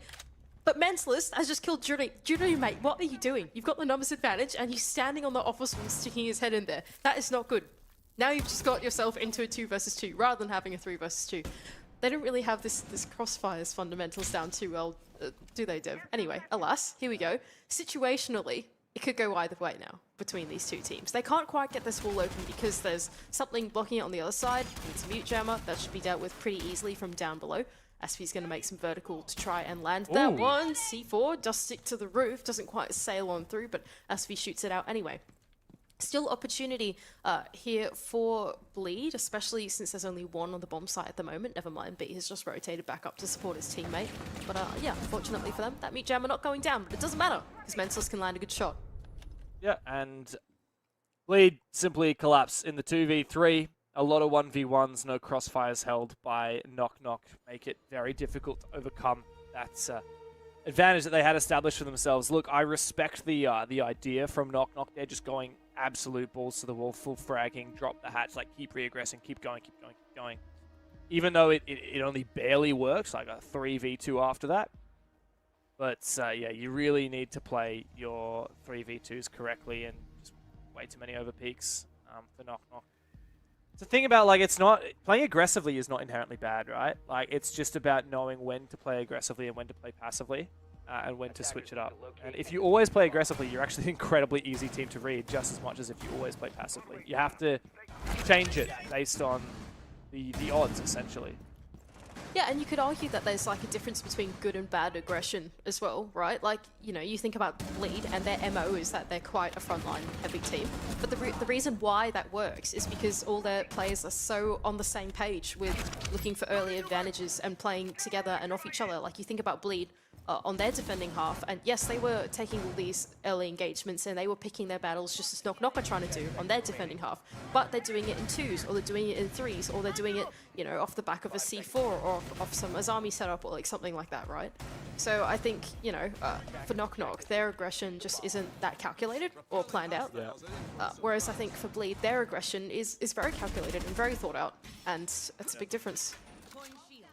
I think a good example of that, Mandy, would be Turdster like proning underneath the game's window and then jumping out. Yeah. Or not jumping out, but like popping his head up when the Claymore got put down. Like, extremely calculated. Like, he knows exactly what he's going for before he even goes and moves into the position to make the play. I'd even say the same of Envy spawn picking last round. I think that was like a good play, a fair play. If he died there, then that's unfortunate. But all of the action that went down in Wine Cellar last round, all that did was strip away two players from both teams. It didn't actually give either team necessarily an advantage. It just was a simple exchange. Here we go, another opening pick for Knock Knock. And yes, Sandy's still peeking here. Yeah, this is where I think they just need to look to try and consolidate the position. Attackers recovered the bomb. I would have to agree with you quite heavily. And you know, Don't keep peeking. Yes, leave. You're good here. Oh, well, I guess you can't leave now because you're getting cut off. Yeah, I don't know. Yeah, it's quite frustrating to watch, hey? And Bleed, even though they did lose the first pick out, are now just playing the cautious game, playing the windows of Chalet, like leading into the architecture, and they're doing all right for it. Jittery is going to get one onto Aspie, who's just jumped in through the window. 2 or 3 cap cannon traps there, but, you know, still, actually, somehow, this is a good spot for Knock Knock. Unless if Hoven gets into sight. High damage weapon. He has been taken down. Knock Knock again. Coming back into it, but once again caught out of position as Jittery Turdster v2. For the map. Very close there, but Envy lands his shots. Knock Knock recompose. It was another sketchy round. I'm gonna be honest, we're not seeing a lot of energy from their face cams as well. Quite the polar opposite to Bleed. Like, Bleed really don't care. They're having a laugh after they just lost that round. Knock Knock, in contrast, like, they finally got their second round on the board, and you'd barely notice it by looking at the faces on the cams. We need to see some energy rise up, and while I do like that, you know, a couple of gunfights slipped their way, I want to see more calculation in this aggression. I'm inclined to agree with you, Dev. I feel like, yeah, to be honest, I don't quite know how they managed to slip that one away. But I suppose just winning out some of the gunfights when Bleed tried to convert that one into the bomb site after finding that few picks on the top floor. But yeah, I think overall, in general, Bleed probably not taking that round as seriously as they maybe wanted to or needed to win that one out. But that's all right. They've got about, you know, plenty more match points to make those kind of mistakes. And for Knock Knock, I'm hoping to see a little bit more coordination, or at least an attempt for it. Oh dear. Okay. Okay. Okay. Ooh, cool. We can see Envy's POV. Ventilus is having a bit of a laugh. I do wonder, Manny, like, why is Reaps... So, obviously, playing with in-ears, and presumably he's got the over-ears, he's, like, testing... Oh, no, is that just for the microphone? Yes, that's my understanding. What's going on there? I thought he was doing, like, the old, like, practicing for LAN, where you got to use the in-ears and then the over-ear headsets over the top. I mean, which I think they're more all doing players that. should do. Yeah. Well, they're all playing with in-ears, but not many of them are playing with over-ears over the top. I agree with you as well. I think for these international teams, especially coming back and then, you know, playing around with the audio and trying to replicate what you would hear on LAN. You know, I think in general, a lot of the players that play on LAN do come back and they share just how difficult it is to hear things once you're in that LAN environment. And I think, you know, going back home and then like preparing yourself for that by playing with in-ears is pretty important, even though it's generally not as good. Yeah, very much so. Well, for Knock Knock, they are trailing by 4 rounds, 4 match points against them. And we will go to a very quick break while we get everyone back into the lobby.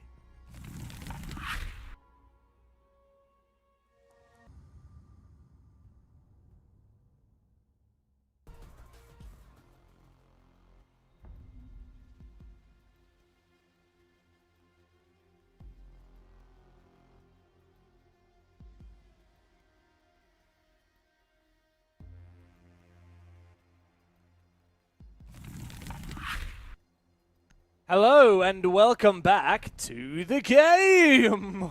It's Devin Mandy! How are you going? What on earth was that? What on earth was What on that? earth was that? Why have golly we become... I didn't even know what we've become. Fancy. Fancy. I just feel fancy right now, Mandy, because Really? we've been treated to such a delectable delight in ladies. Delightfully devilish. Did you just make a steamed hands reference? Yup. I really hope people got that. I really hope people got that. Alright. You got that, yeah. you're a real one. We're in Knock Knock versus Bleed. Bleed look like they're about to win, potentially. Oh yeah. Unless Knock Knock have something to do or something to say about it. They did last round, so hopefully they do this round as well. Yeah, I've noticed this team, they do like having things to say. This team right here. And so I would not put it past them to have more words. But yeah, Bleed are pretty damn good at this game. And Knock Knock are alright. Like, credit to them. They've had a couple of rounds that they've stolen away. They've had a couple of cheeky ones. But they've also had their fair share of moments where things just didn't look quite great. And yeah, so 30 seconds in the round. I don't think we're going to be able to rehost this one. But Mandy, what was the trend that we saw in the first half? Almost every round, the team that got the opening pick lost the round. So I would not be surprised if Bleed can win this from a 4v5. Alright, yes, the Siege gods have looked favorably upon them. Happy with their sacrifice, surely they'll be able to convert the round. Here goes Turd from outside of the piano window. He's not going to quite find anyone just yet. Sandy being a bit aggressive here on the office quad wall setup that they've got going for them. Now, Hoven was previously tracking, I believe, the player inside of the ground floor. So I think they know where he's gone. Okay, never mind. It's the Frost now. I've got no idea where Envy is. Oh, yeah, he is in the basement. So they're making sure they can at least isolate this single roamer down here, see if they can find this pick, but never mind. It doesn't look like they're going to commit themselves to doing this as Envy's able to fall off. Interesting, they're not even trying to hunt him, really. He's actually putting the pressure upstairs. Ventilus is looking to take the top floor. He's spotted a mirror, he's spotted a player, and here you go. Big kill from Jittery. Reaps has gone down. And another big one as well for Sandy. 2v5. Oh my God. Good work from the Monty to find one, but he's not going to find his second. It seems like another throwaway round for Bleed as Asfi has DC'd and the rest of the team has fallen with very little consolation. A great keeper there is going to make this difficult. Hoven's looking a bit hopeless. Quick reload here, and oh, that's a nice pick. Will there be anyone that's beaten that Elevator beaten? So yeah, it is hard to draw parallels like that. At the end of the day, you are only as good as you are on the day in which the game is played. Damn, you really had to be realistic and have the voice of reason there. Me, the voice of reason? Oh, What's wrong? who would have thought that? Usually I'm just doing weird fancy intros and getting delirious. Being Delulu Getting- is sometimes the Salulu. So wise of Especially in moments like this, you know, full of wisdom. Yeah, I mean, I think that for Bleed, perhaps a bit of getting Delulu could work in their favor in a 4v5. We got Asfi's PC up, like his camera's working. He's looking very pretty. He's wearing his jersey. He's looking lovely. Got his big old microphone. Hooray! He's back in. Question is he in the lobby? How long until he can get to the lobby? I believe. Drum Buttons roll, are being please. I don't know how to do a drum roll like, you know, verbally. Can you hear me? Can you hear me on the desk right now? Is that coming? Oh, through I the can hear microphone? you on the desk actually.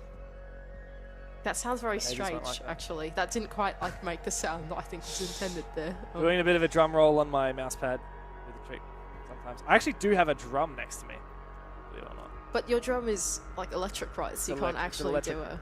I could plug it real into the drum roll. computer and like hook up the MIDI or like the sound output to my audio interface and then like get it directly inserted into. Do you think you could do that our before audiences. Aspi joins? That would be so impressive. if Depends you were how able long. to I do mean, that. That would be maybe, impressive. but I really don't think that that would be very professional of me. You know, I've already had my dog you bark on haven't done it. broadcast. I don't think that we need. Oh yeah, thank God, Aspi's back. Now, Sasha's Thank you, a Aspi. welcome. Sasha Bailing is a me out of that welcome one. addition to the broadcast, I think.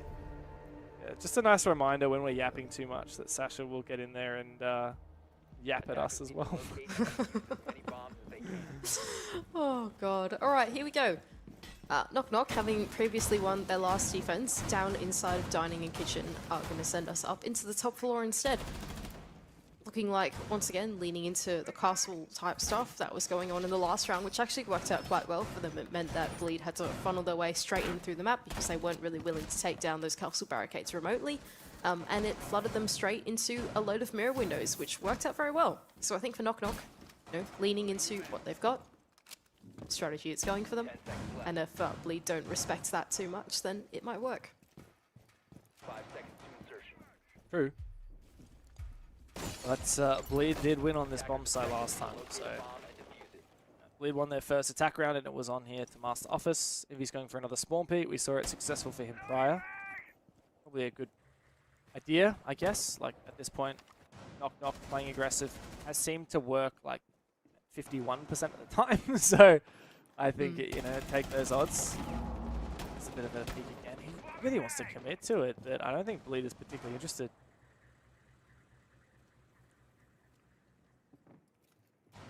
Turd looking like he wanted to entry into library initially, might have a rethink about that. It's looking like Hoven's having to think about targeting someone on the bomb site, maybe, or on the top floor at least, and seeing if they can try and collect these kills off the cutoff. Oh no, he's down below, actually. This could be an interesting spot for Deimos to be in, especially with the pings going both ways. Nevertheless, he thinks the better of it, in fact, and isn't going to target anyone just yet. Still waiting for the info to come out. Be a very cheeky play. Be this Deimos from below. I've seen it work. That pistol does a lot of destruction. Especially if Bleed pair that with players on windows and on positions. If they open up these castle barricades, maximize as many lines of sights are available. They can use this Deimos to flush players around and find some good picks. This could be great if they manage to get it on the... Oh, hang on a moment. There is a player inside of... How has this happened? Okay, nevertheless, okay. They've spotted him out, which is okay. Excellent news on the side of Bleed. But what I was going to say is this could be interesting if maybe they can get it on the player like inside of... Yeah, inside a closet. That's exactly what I was thinking of. That player's really stuck in this spot. So, you know, Asfi off the back of that is going to find a pick elsewhere, though. That's onto the smoke. Jittery, that's pretty brave. Out onto the window, looking for the peek onto the balcony. I feel like it doesn't detract from Bleed as much as it actually is an addition. obviously to Knock Knock in this instance. As we mentioned in the pre-show, the head-to-head round differential being the first of the tiebreakers this year means that that potential 6th position could come down to round differential if the points stay the same as they are, which could potentially happen. It is unlikely, but there is a world in which it comes down to that. So the fact that Knock Knock were able to get some rounds in this matchup, great for them. Bleed aren't obviously going to care all that much. Ultimately, they get the result over the line. They bring things like the Deimos late round and just stomp them. So obviously there were some tech issues or whatever which plagued them and probably didn't help, but didn't really matter in the end. No, well, we get to hear it directly from Asfi, so let's welcome him in for the broadcast. Asfi, Hey. lovely to see you again, my friend. I'm gonna ask the most obvious question to start with. What happened? PC crash? I like to play with my room hot, so I like to close the windows and turn off the AC. And I think my PC couldn't handle it, so it just kept turning off. Oh, Overheating. That's disgusting. I don't know if I want to ask another question after that one. I'll tell you what. But look, obviously a good start for you and the boys. How's it feeling at the moment in the camp? It's pretty good. You know, we're doing outside of the tournaments. Obviously, we're just practice as usual. The games recently been really good against Direwolves and Fury. Really fun. Yeah, and today is just another one of those days. Actually, I just kind of want your own personal thoughts going up against. I think you've played both of the South Asia teams now. Of course, back on Playday 1, you played Hesib Warriors. They started really well in that game. Knock Knock able to get a couple of rounds against you guys as well. Just where do you kind of view these teams? The general consensus is both of them look like they might be bottom 2. Do you think the gap really is that big, though, to the other Southeast Asian teams? I think that the gap certainly is there. I think that those teams don't really have the same kind of environment to perform at. So they're not really practicing against the same teams. I don't think they have a very tough schedule, same like the upper tier C's teams. So I guess you could say that's the reason for the skill gap disparity. We've been talking quite a bit about Reaps throughout the stage. Obviously had another good game today. Everyone knows that he's got the crazy sense and the mechanics and all that, but what's it actually like to be in the server with Reaps? What does he offer to the team? Basically, he'll go somewhere and then he won't say anything, and then he's gonna either die instantly or and then he's gonna get kill 3 him. kills. Yeah. Kind of sounds like Jake Xenoxon, did he? Look, Asfi, I've got to ask you. Clearly, we're leaps and bounds ahead in the Southeast Asian region and the South Asian region as a team, as a uniform. You guys are looking really good at the moment. I know this might seem like a really basic question, but I really want to know, from your perspective, what are you looking to get out of the best of 1 stage? Because very clearly you're going to go through to the playoffs. I think this result's absolutely locked it in. Then it's about first or second seed, but what are you looking for outside of that? Okay, so for the group stage, these BO1s have been serving as some nice warm-up. As you know, there's not really that many tournaments going on in Southeast Asia. So these BO1s are kind of a very serious scrim. They give us obviously the game day environment. So good to warm up on that. And outside of that, it's just regular practice for the incoming playoffs. Yeah, well, that keeps it nice and simple. I know it was a simple. What's the answer to that? I think it's stupid games win stupid prizes. Asfi, do you have anything you'd like to say before we let you go? Hope my PC doesn't crash next week. We can all hope, mate. We can all hope. We only want to see you in the server. Take care.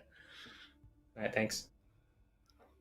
And that's the way the cookie crumbles. That's unbelievable. Jake. Honestly, there should be a maximum temperature rule in a player's room, because if his PC crashes, it screws everyone over. So I don't know why he's playing in a hot environment. That's the most ridiculous thing I have ever heard in my life. I don't know how that is comfortable. Like, I'm blasting the fan. I'm trying to keep it cool. I don't know why you would want it hot, especially in Southeast Asia with the humidity. I know. It'd be horrible. It's already so hot. Jake, could you imagine me in that room? That would It'd be the swarm. I honestly don't think I could. No, that would It'd be more than that just would the PC crashing. It would be a lot more than the PC crashing. I don't think it would become a biohazard danger. I'll tell you that much. But Jake, look, again, it's hard to really take too many negatives away from Bleed's performances. Doesn't make a difference where they are. They continue to put up individual performances that are really star worthy, but also they seem like on their player cams they are enjoying every game they play right now.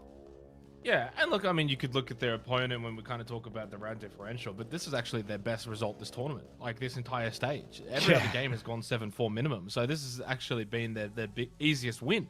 And I think it would have been even easier had there not been technical difficulties. I think that's pretty plain and simple. Keanu Reeves returning to his absolute best. I mean, for me, has he been at his best this tournament? I don't think so. In fact, coming into today, Xenox fun fact, low light for Reeps, but no longer. He was the lowest rated player on the team, which is just actually quite staggering. And his cost was in the red, which is really bizarre. Goes and drops 15 and 5, massive numbers, and all these red numbers are now green, and he's now probably the top rated player. But yeah, a big turnaround for him individually. And you're going to need Reeps fit and firing if you're going to get that playoffs, get that Manchester spot when it's all said and done in the playoffs. Otherwise, if he's not performing at his best and the others are not quite performing at their best, they are still a vulnerable team. We know how good Bleed are, and they go into any matchup as the favorites in this region. But you're 10-15% off against maybe a Fury team that's 10-15% above, and we go back to 23 stage 1, and there's the result. Yeah, jeez. Sometimes he that's bring up old scars. Jeez. It just sometimes it takes. You are the number one Bleed hater right now, Xenox. It's pretty unprofessional. Why am I the number one Bleed hater? I mean, to be fair, if I'm the number one Bleed hater, you're like the numbers, ground zero Nova hater. So hey, we're not in South Korea tonight. You can pocket that for tomorrow. Tomorrow night. Yeah. we'll keep that in the back pocket. We don't have to wait any longer for our final matchup of the night. We're going to go to a short break, and on the other side, Jolita play Hesed Warriors. A very bog standard map, but it is one of the staples of Rainbow Six Siege. Really, it comes down to Oregon and Clubhouse. These are the two most fundamental maps that test your Siege. And right now, my God, it is Hesed Warriors who will be tested. Jolita have exceeded expectations this season by taking down Fury, the reigning champs, in their opening game. Of course, since then, it hasn't been super easy. They lost to Elevate, but Jolita have a big chance to rack up some massive points. Now, Hesed Warriors looking for their very first point, and they will need to take down one of the most famous rosters in APAC Rainbow Six to do it.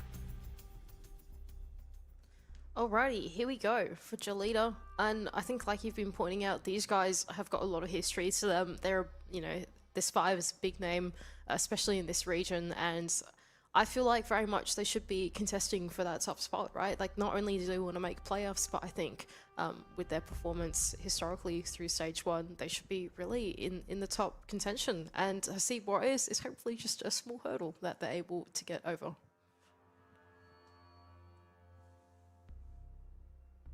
I'm just enjoying the face cams. I always do for these Jolita guys. It's so nice that they have managed to... Oh, is that the old Elevate logo? Where the Elevate logo used to be on the wall that they've now just slapped a massive Jolita logo? Is that what's going on? I wouldn't be surprised. If so, that is absolutely baller, and I love it. That's really funny.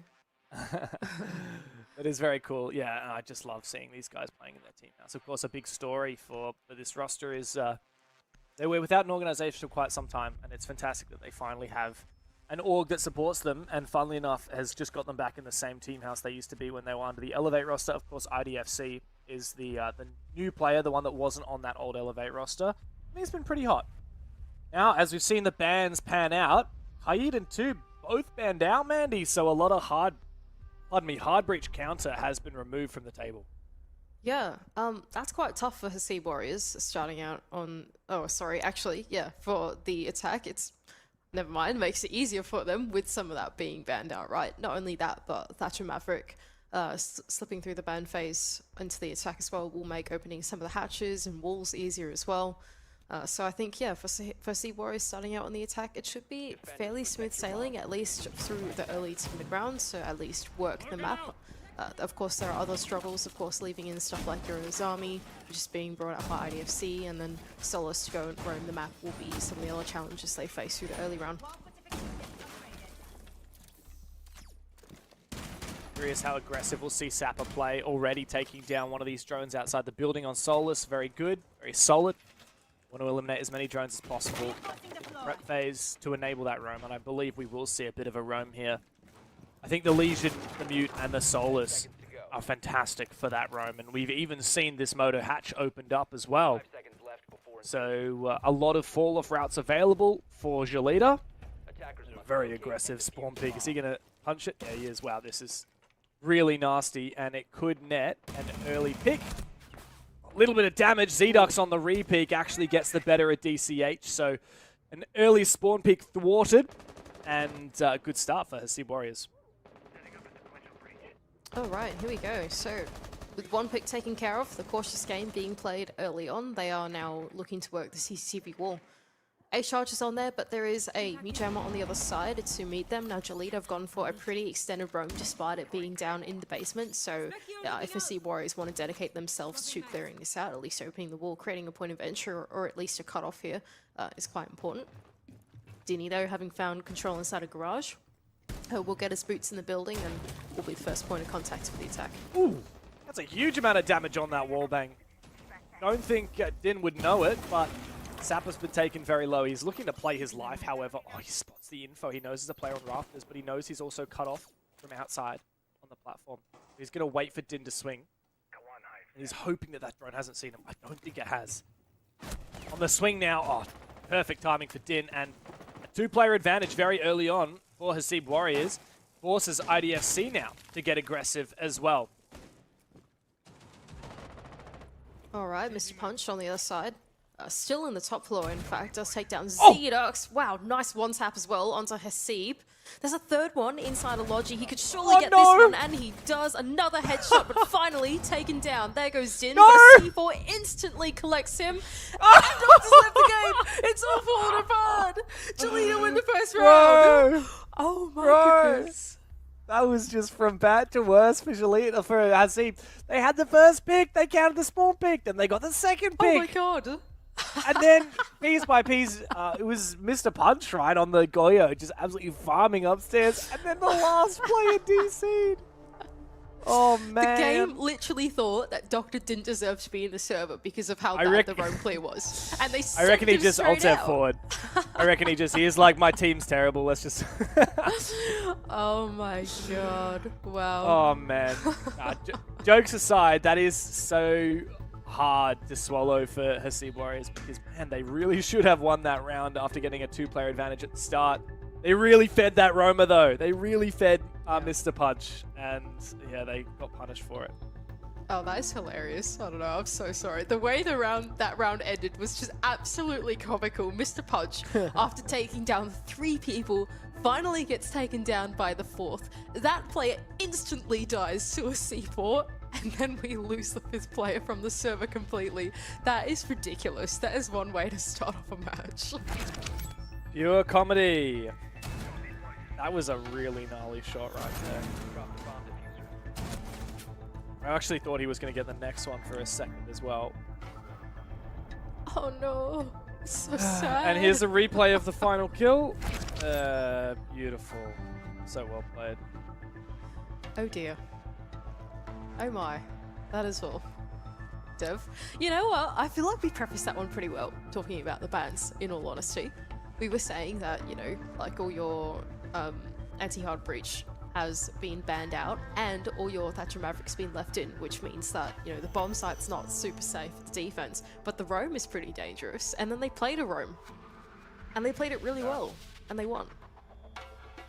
That was cool. Yeah, I mean, did they play it really well? We had a spawn peak die and then we had Sapper like get into an unsalvageable position. I think it was just Mr. Punch that played it well. And the C4 was good. Ah, yes, not wrong. That is a fair argument. I don't know, I'm just looking to be devil's advocate. I didn't call myself Dev for no reason. Ha ha ha. Very fun. I'm really all about the bad puns today. How are you feeling? What do you think? Is it working? Is it fit me well? I think your puns have been alright, honestly, all things considered. Wow. There's definitely been worse, I think, for sure. Worse from me or just worse in general? No, worse from you, I reckon. Absolutely. shit. There have definitely been some where it's like, oh dear. Oh no. Yeah. Then well, again, I feel like I I can tend say to the have that same effect thing on about me people. too. I feel like my humor's pretty like, What I don't humor? even know how to describe. Yeah, exactly. Exactly. Oh god, you've really thrown me there, hey? Oh, Mandy. It's not good. I mean, what happens in the rehost, like, it doesn't count. We're rehosting right now. No, it doesn't. Apparently, he's almost back. It was Doctor, and we can't... He's in! Is it? Yars come out in chat. Hell yeah, we are back in.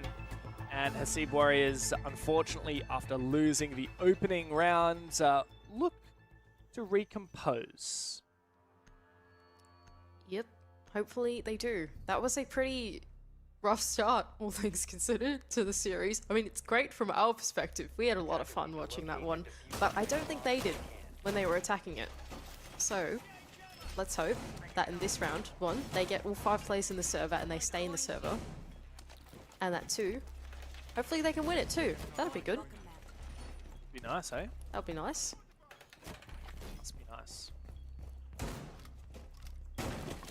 Alright, we're going over to gym and bedroom for Jolita, and it does look like they're looking to pretty much hunker down in the bomb site with a small extension over in Scythetube and cache. A lot of construction for them to be able to achieve this setup, but nevertheless I don't think it's anything too special. On the side of the attack though... Thank you, Cthulhu, for that free cam. Wonderful. Very nice. There's a lot of silly things on Clubhouse. Last time that I was in the Yeah. free cam, I was going around reading all the like the newspapers and like letters and Ah. stuff. And yeah. I was going around reading everything in the map. It was good. It was fun. That is very cool. There's a I like lot on that. this map. Lots of free cam potential on this map. That's all There I you will go, say. Cthulhu. We're loving it so far. Keep it up. And Hasib need to keep up the pace they set at the start of the round prior. Unfortunately, they were unable to convert. Little breach going out on the external con wall is nice, but the mute jammers make that slow and difficult. There's no Thatcher or Maverick. Like, Oh, how on earth are they going to get that? oh, I guess they have baby EMPs. Hey, they can get rid of mute jammers, and that's about. The doctor's But then gone over. he's got to go and use them. He's gone and Yep. went to do that now. Very Yep, good. yep, Good yep, for him. Oh, has Uh-huh. he? I mean, Where did he's he all the use way in that baby garage, EMP? mate. Like, He did use one. I don't know. I saw it. He used one. I don't know where he threw it. so that con wall can't be opened because the EMPs are in the wrong spot. Oh, actually, it doesn't matter, right? Because they can. Oh no, they can't get it through vertical. Interesting. So now they're a bit stagnated here on the attack, sort of struggling a bit to cut off these players by not having the con wall open. But at least they have entry in through CCTV. Seemingly trying to focus on just clearing this as Army and IDFC as well on the Frostverse, and in fact they do get the down onto IDFC, and the finish now from Zedux, nice. He's got the opening to kill both of these rounds so far. Mr. Punch looks for a swing in response, but nothing as of yet. So thankfully for Hasib, they actually have already got the main breach, the jacuzzi wall already open, like fully open breach. Yeah, very nice. And even though they haven't breached con, they have a pretty solid method here of clearing out Mark. Ooh, they're doing good here. Big kill though, as Mr. Punch has done a good job of being baited by his teammate. He's actually going to go for a jump out here. Very ambitious from Mr. Punch. He had a big first round. He's looking to continue that form into the second. Hasib has now disconnected. It's not even Doctor this time. Oh no. Mark is in a really solid position. Doesn't land the shots he was looking for, but Sapper's now keen for a run out. There is a player on the balcony ready to watch his position. Zedux flashes himself. Carefully watching for this run out. Julita realistically don't have to make a move here. Taha's fighting a one-way angle. Sapper's taking down Zedux all up to Taha, and you simply cannot win against that one-way angle without clearing the Kiba. And so Julita have a second round. Yeah, a little unfortunate there for Hasib once again, having a player smited.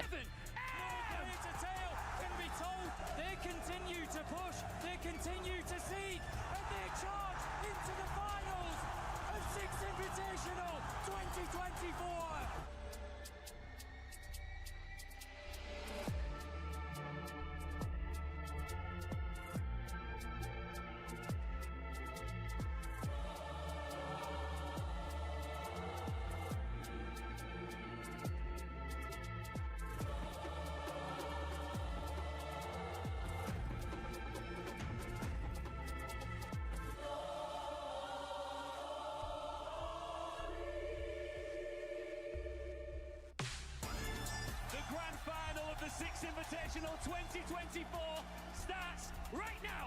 FaZe Clan, W7M, Vamos Fazer Barulho!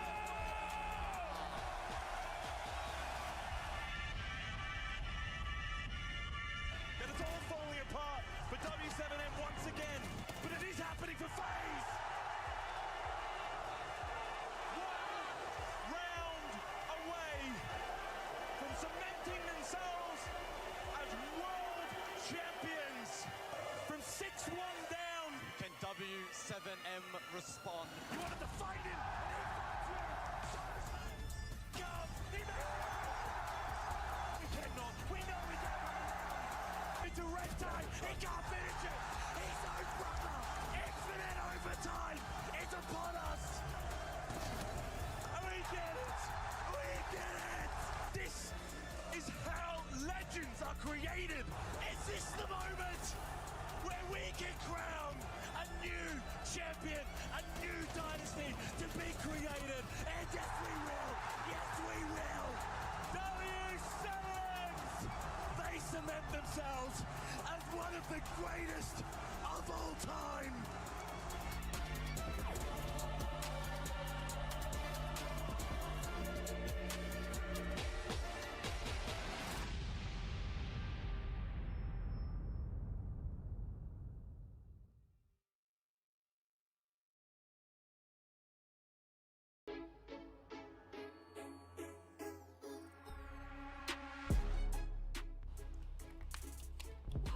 Well, it's a 1 in 3 chance.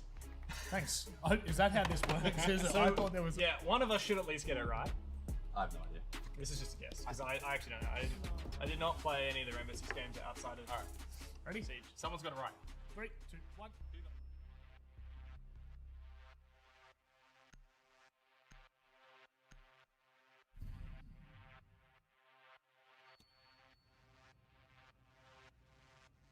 Attackers need to locate and defuse as many bombs as they can. We are back in the game! It's time to continue Hasib Warriors versus Jolita Esports. We're currently 2-0 in favor of the favorites of Jolita, who realistically, Mandy, should win this game quite handy. Wow, that was a rhyme I did not expect. But if they don't... Thank you. spit bars. Thank you.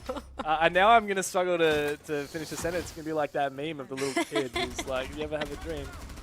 Where was I at? Jolita. All right, yeah, good team, right? Hasib Warriors yet to find a point. So this is a big moment for them and for Jolita as well. I think for Jolita, if they want to go for those top 2 spots, they just need to farm every one of these teams that is in the bottom half of the standings. That means putting this game to rest as quickly as possible. Yep, absolutely, for these guys. They've looked pretty confident so far. Now, of course, the asterisk to that for Hasib Warriors is that they can't really seem to keep all 5 of their players in the server in the first place. So you'd think off the back of that Jolita would be swell, and they certainly have been. I'm hoping that this round, I was going to say that this round we can keep all 5 of them, but immediately off the back of that, Sapra's going to find the first pick. Dinny, though, is able to get the refrag, so not a bad start here for Hasib Warriors. Yeah, not amazing, not terrible. I mean, we've seen Zappa die spawn picking twice now. But at least he got a kill this time around. That is quite a frustrating keeper barricade to take down as well. The one that's just gone on the garage door. It's not super easy to go and punch that one out, but nevertheless they're a sledge, so they'll be okay. Okay, they're working on the CC2 wall. That's pretty good. What's the play just opening a bottom line like this? Like, you can actually trick, most teams trick the right-hand side. Why would you...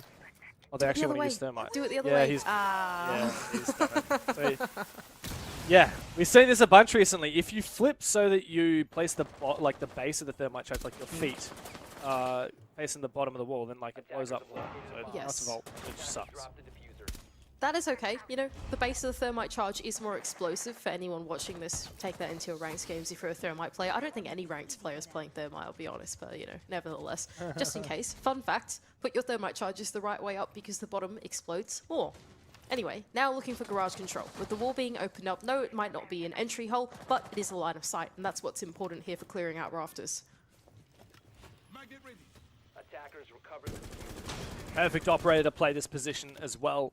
with the ACOG and the util to support as well. Very tough here for Hasib's Warriors. Oh, that was an opportunity that went begging. DCH overpeaked at top red. Taha almost found the pick. And it does feel like Hasib's Warriors are essentially waiting for a pick at this juncture. Wow, Mark's getting very aggressive. He's likely to find one here. No, in fact, the Sledge is ready for it. Great read from Zdux there. But Mr. Punch does finish off Tahoe, who I believe was just on the balcony outside CCTV. IDFC is in the perfect position, though, to cover off this spot. He is feeling a little bit of pressure. Oh, perfect timing on the player on the vault on through. And now it is a 3v1, which IDFC can claim just before the C4 detonates. Another very convincing, solid round for Jolita. Yeah, absolutely. Clean one, I think, from Jolita. Yes, it got a bit messy with the attempted spawn peek, and yes, he did find a pick of it. Traded a few picks back and forth. But essentially, once it came down to that 3v3 situation, I think they held their ground in Rafters. Hasib looking to try and make a clear work with the Capitao and some good entries, but I think the crossfire being held from the position on the window, and of course, you know, the Wamai with the ACOG is quite a lethal combination in that position as well. So Hasib Warriors still struggling on their third attack attempt. Attackers need to locate and defuse bombs. Yeah, despite managing to get a kill off of that spawn pick as well. I think it's going to be quite hard here on the basement bomb site as well in this next round. Not only was the roam clear turbulent for Hasib's Warriors, but we never really got to see them tested in an execute fashion, which is typically even more difficult. So, yeah, Jolita are playing with a lot of confidence right now. We've seen the Sapper spawn peak most rounds. I wouldn't be surprised if we see that continue. Obviously, Mr. Punch top fragging.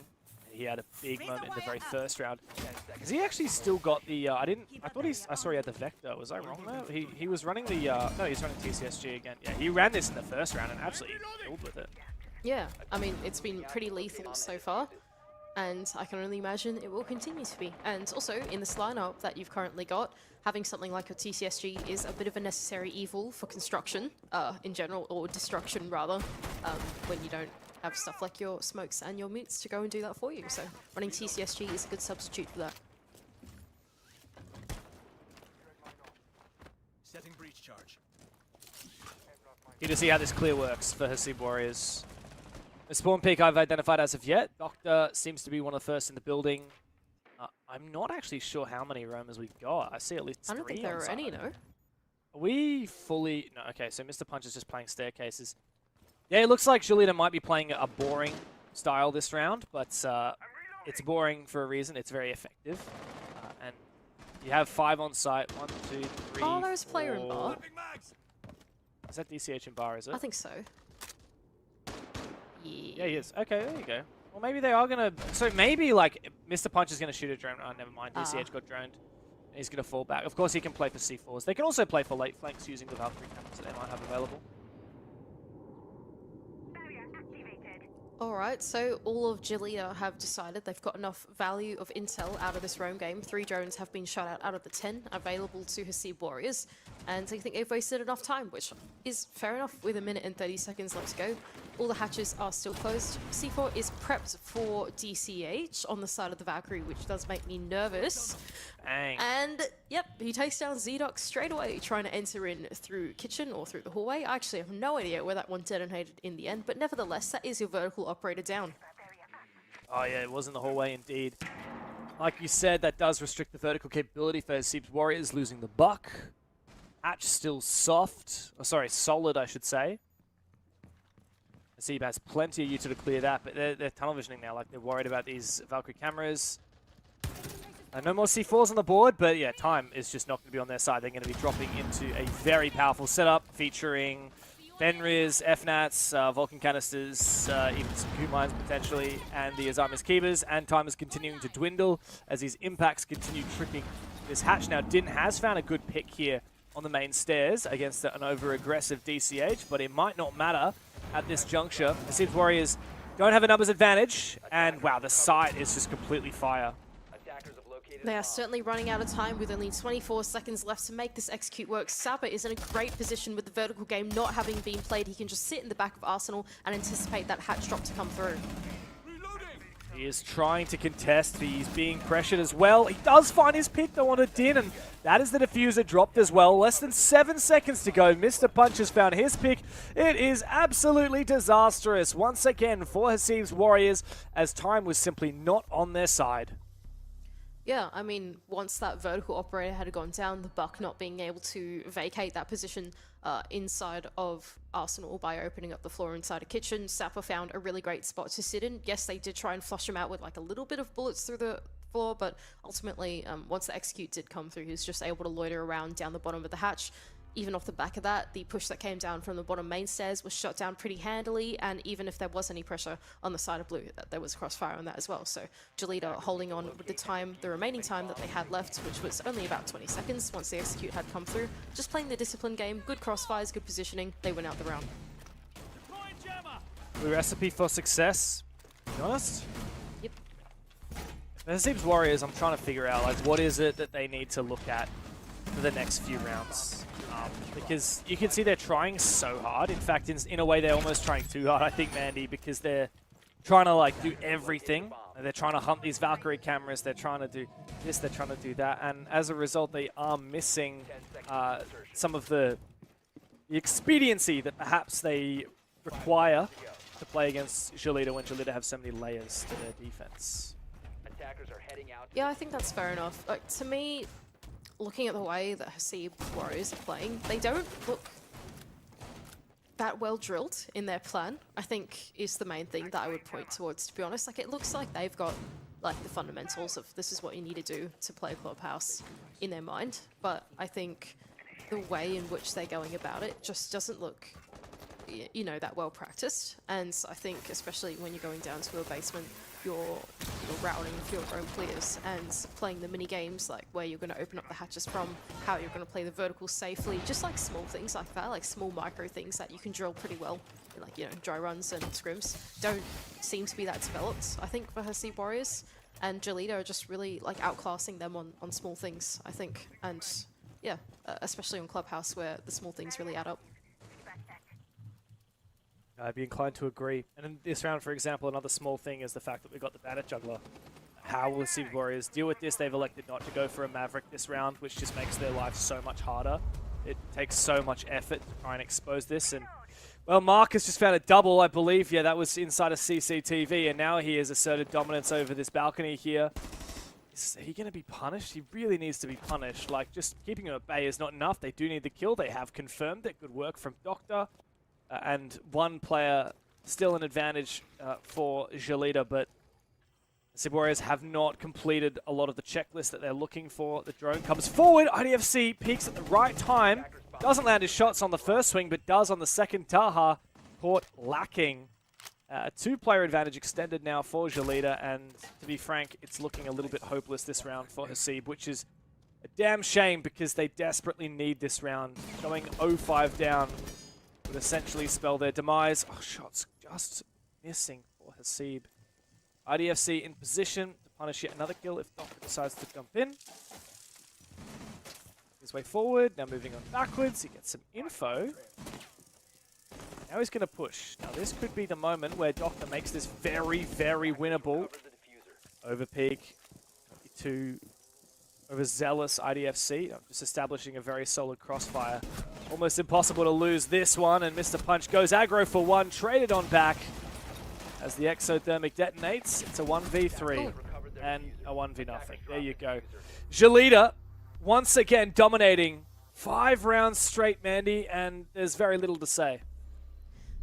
It's looking pretty grim for Hasib Warriors, I think, on a fundamental level of understanding Clubhouse, if you ask me. I don't know how much you would agree with this, Dev, but I feel like what Hasib were going for there, like not being able to get the jacuzzi wall open when there's so much available to you on the attack, and then looking to sweep the map, for example, you know, starting out on cash side, to me, it's that kind of play that you don't really just want to send 2 players in. Like, if you're going to go for a sweep across the map, you want to start on cash, you know, have a lot of your players that be willing to dump bodies, be willing to play the refrag, because, like, you know, ultimately clearing that half of the map is actually quite tough on Clubhouse. And yeah, you know, being willing to feed the 2 picks into Mark, who just held a pretty strong position in that spot inside the server, and then being able to take them both down, to me is just the mark of Hasib maybe not having that well thought out attacks, to be honest. But for me, the big red flag was definitely, you know, not being able to open up Jacuzzi, especially with the lineup that they could potentially have on the attack.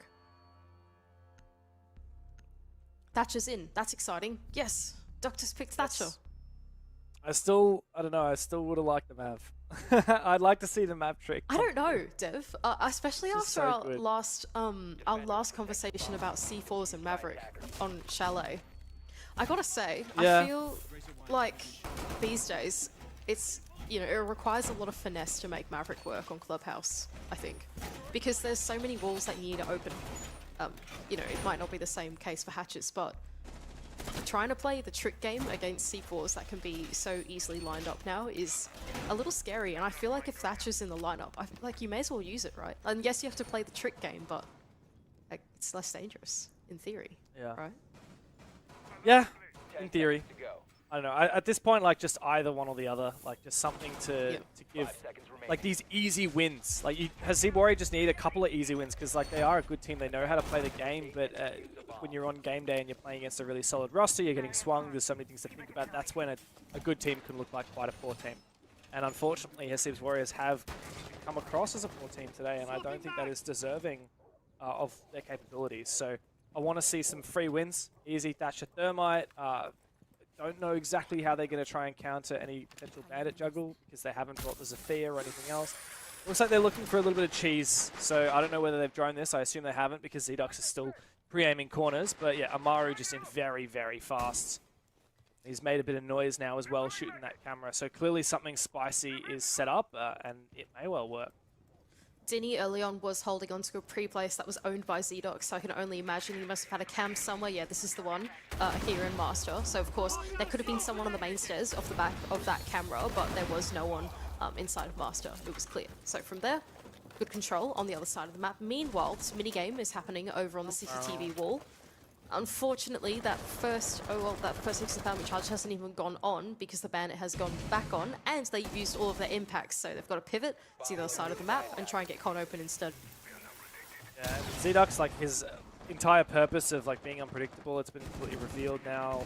Time's ticking away. There's a really nice piece of barbed wire. Notice how the barbed wire is actually, like, really deep towards him. It does mean it's very hard for them to for him to get close. It does allow Julie to play a bit more aggressively. Speaking of, never mind. I was going to say it's a free kill, but it was actually Hasib who finds it, so that's a good one. Mark's got an amazing position to play with this Kiba protecting him. He's also using Kibas to protect the hole in the wall above him, so he's not vulnerable to grenades. He can do some serious damage from this position. Yeah, absolutely. From here on out, it's very hard for them to get this wall open. Yes, they could go and play the vertical to try and kill this bandit charge, but Mark being so active in this position is going to make that hard as well. The vertical, of course, is a two-way fight. That being said, that bandit charge has just gone off the wall, so if DCH doesn't get over there quickly, that wall will be opened up. Right, win condition is... Okay, never mind. The swing, potentially from Mark. The Blitz is still alive. But this Fenrir's gadgets in the site will make it difficult to execute. In goes the Blitz. One big kill for Hasib. Brings the numbers even. Sapper is stunned, but he can't confirm the kill. Neither player can do so. DCH comes around the corner, and the Blitz eventually falls. Hasib jumps straight in, but there's nothing for it. One kill perhaps. He will have to ace up in order to claim this round for his team. Smoke in pocket as the one in the field dissipates. 15 seconds left. Does have the ability to use that to zone these into different 1v1s. Bit of damage. Oh, big kill. No Time to ace up. The captain of the team, everything comes down to his shoulders, but DCH says, you are dreaming. 6-0 for Jolita. That was a close one. You know what? That was the closest one that we've seen all game long. It just came down to a 1 versus 1 somehow from the 1-on-3. And unfortunately, Hasib, the captain himself, does not win that one out. Bit of a tough loss to swallow there for Hasib Warriors. It felt like they actually might have made a dent into the series, but not to be done. Zulita are looking pretty solid. 6 match points in a row, Mandy. And Hasib's Warriors took their tactical timeout before that round, by the way. Before that round, and so now they move on to their attack, or rather defense. 5 seconds. Attackers. No, it's rough. Really rough for Hasib's Warriors. This is yet another incredibly one-sided affair. And you look at their stage so far, the very first game, they got 4 rounds against Bleed in a row. And then they got reverse swept 7 in a row, yeah, sure. But then they got 3 rounds off of Direwolves. And then they almost pushed to overtime against Knock Knock. Realistically, that was probably their best chance to get any points this stage. I think maybe they'll have a decent shot against Daystar, but you never know. Daystar are pretty competitive, and I hate to say it, but if Hasib's Warriors can't pull things together before the end of the stage, like they could end up going not only winless, but potentially pointless for their 7 games, and of course they would not qualify for playoffs in that scenario. So this is a really rough slog that Hasib Warriors are finding themselves in. On the flip side, Julita, a second dominant game in a row after 7-1ing Daystar yesterday, is exactly what got ordered after losing to Elevate and getting no points from that game. I'm inclined to fully agree with you, to be honest, Dev. I think there are some pretty big changes, in my opinion, that could be made for Hasib Warriors to even just look competitive, I think, in some of these games, especially on this Clubhouse map. There's so much stuff that can be dry run early on. There's so many scenarios, especially with like the combinations of hard breach and anti-hard breach, or whether Maverick's in or out or Thatcher's in or out. There's so many ways that they could be like dry running like the Thatcher Zofia combo, or putting Capitao in the mix, or putting grenades into the mix to try and open up walls. But they're just making it so hard for themselves, Devs. That's what I'm trying to say here. By not having some of these things drilled out, and by not having a plan before going into it, they're making maps like Club very hard for them to play. And against a team like Julita, who kind of just know what to do, it's pretty grim looking. Nevertheless, they have managed to find the first pick of this round. But Mr. Punch going down early, I'm not exactly sure from where, but nevertheless, they've fully forfeited map control now. So vertical game can start to be played for Julita. The hatch can start to be opened as well, even though there are impacts on the other side of that. Eventually, this will be opened up with the time that they have remaining. Xerxes needs to be careful not to overpeak, and yeah, he's actually going to let the hatch open up. Doctor was tempted to come over and use his impact, but of course, just with the soft breach and vertical available from Julita, it's very risky to try and contest. Now, this is a very solid setup from Hasib Warriors. You've got late round util.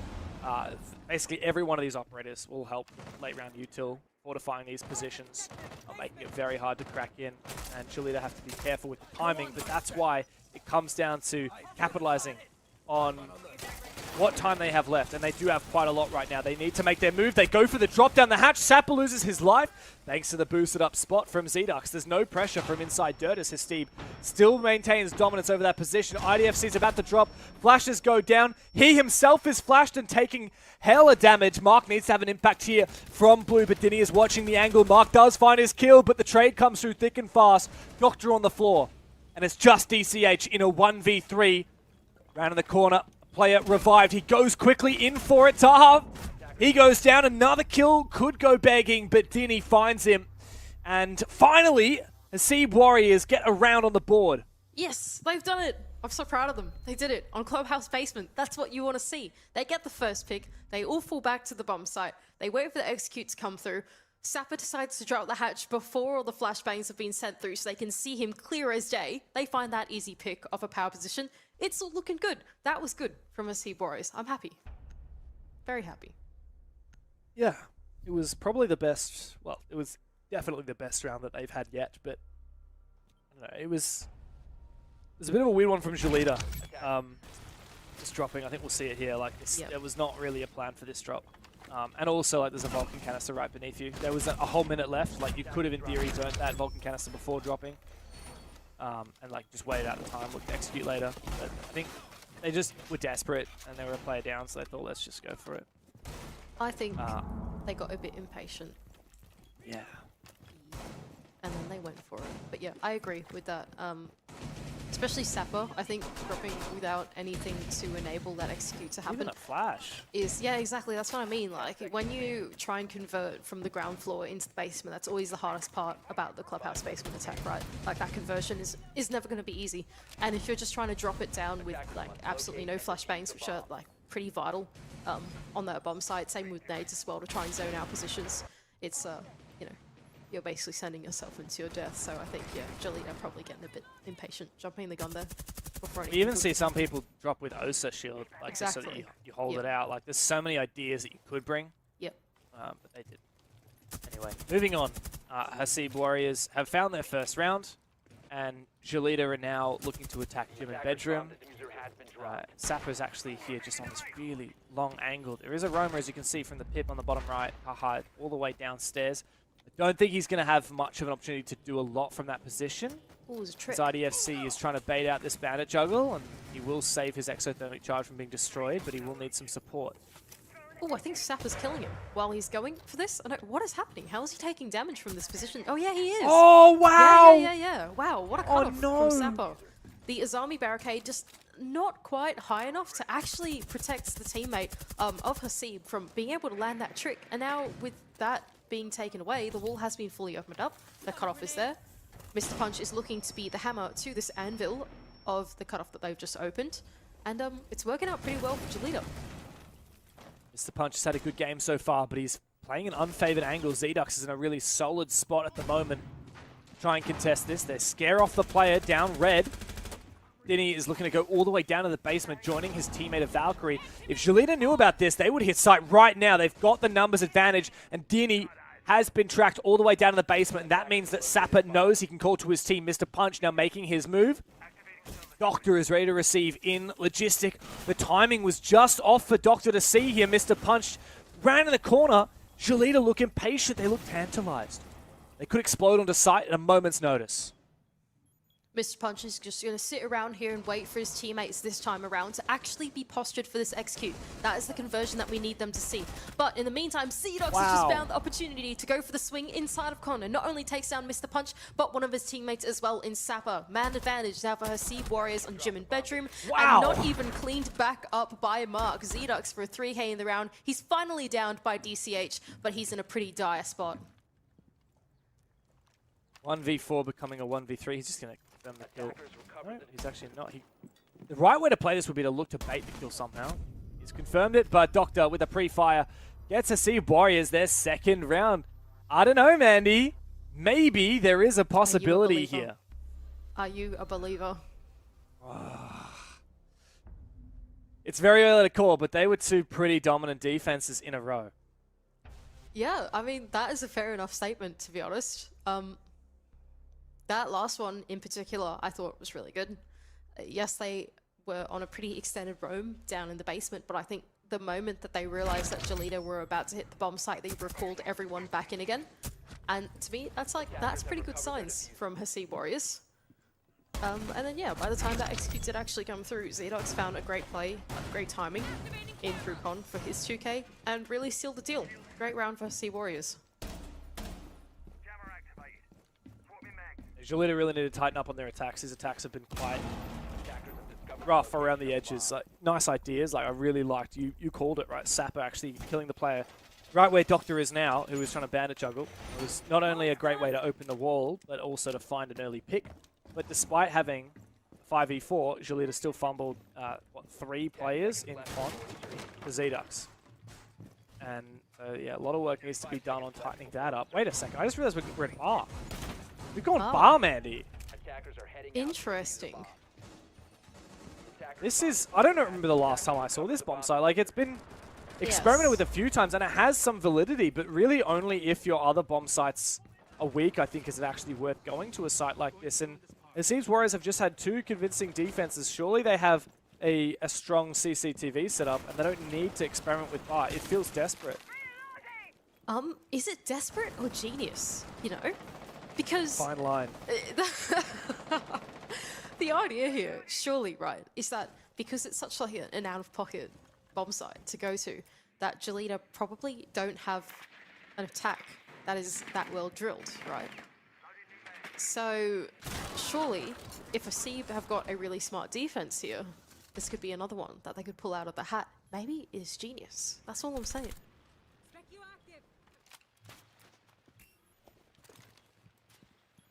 I'm wondering now, Dev, how this one's going to play out, right? Because, so Dinny's on the bomb site.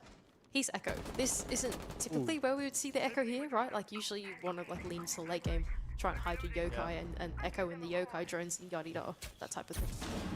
But Mr. Punch is actually snuck in here. yeah, I was gonna say he's in a really exposed position, no? Dini is actually likely the first one to fall here. Mr. Punch has actually gone down and didn't find his kill, so maybe it's possible that Jolita have overstepped and overstayed their welcome. IDFC, great kill from him on Ataha. 3v3, but Dini holds firm on the site, eventually traded on back, but a 2v2. Sapper has got the number of Hasib upstairs, but he's been flanked. What on earth is this round, Mandy? A 1 versus 2. So possible, so winnable for DCH, but there's so much information on the site. These yokais and the Valkyrie cameras will enable this retake. And now DCH is the one that's got to put the legwork in. Dini was just the bait, mate, but he's the bait that can shoot back. I'll tell you what, he held onto the bomb site for a very long time. 50 seconds left in the 1 versus 2 for DCH now. That's a fair amount of time. But it's not an easy spot to be in. There aren't that many places that are safe from the vertical. Oh, never mind. He's going to get the plant down. They have absolutely no idea that the plant is going down. Oh, and there we go. Now they've got... Where are all the yellow pings? Now What? Go... No! Jolita! DCH! How do you win it like that? The Capitals fire the 180. The game is over. A 1v2 clutch to win it in style in the post plant that never should have been allowed. I'm sorry for interrupting you, Manny, but I am bloody speechless for what DCH has just accomplished. He's actually just roasted them. Like genuinely, literally roasted them in the server. That is ridiculous from DCH in the 1 versus 2. One goes down in the fire and the flames, and the other to a 180 kill. I mean, that is one way to finish the game. It finished about as chaotically as it began, Dev, if you ask me. That was pretty crazy. I mean, let's have a look at that replay of that round, and particularly that last kill. Oh my god, look at this. Fire down, Z-Dog's immediately cooked. Yeah, immediately. And here's the free cam of it as well. Oh my god, he's just a beast. That's incredible. I don't know what to say about that other than like DCH. Hats off to him. That was a gnarly play. Jolita, they didn't get the 7-0 they were looking for, but they certainly won. They certainly furthered a massive round difference, and they did it in style as well. And I'm sure the guys on the desk have a lot more to add. It truly is our job to point out the obvious. Jolita did win. It's incredible.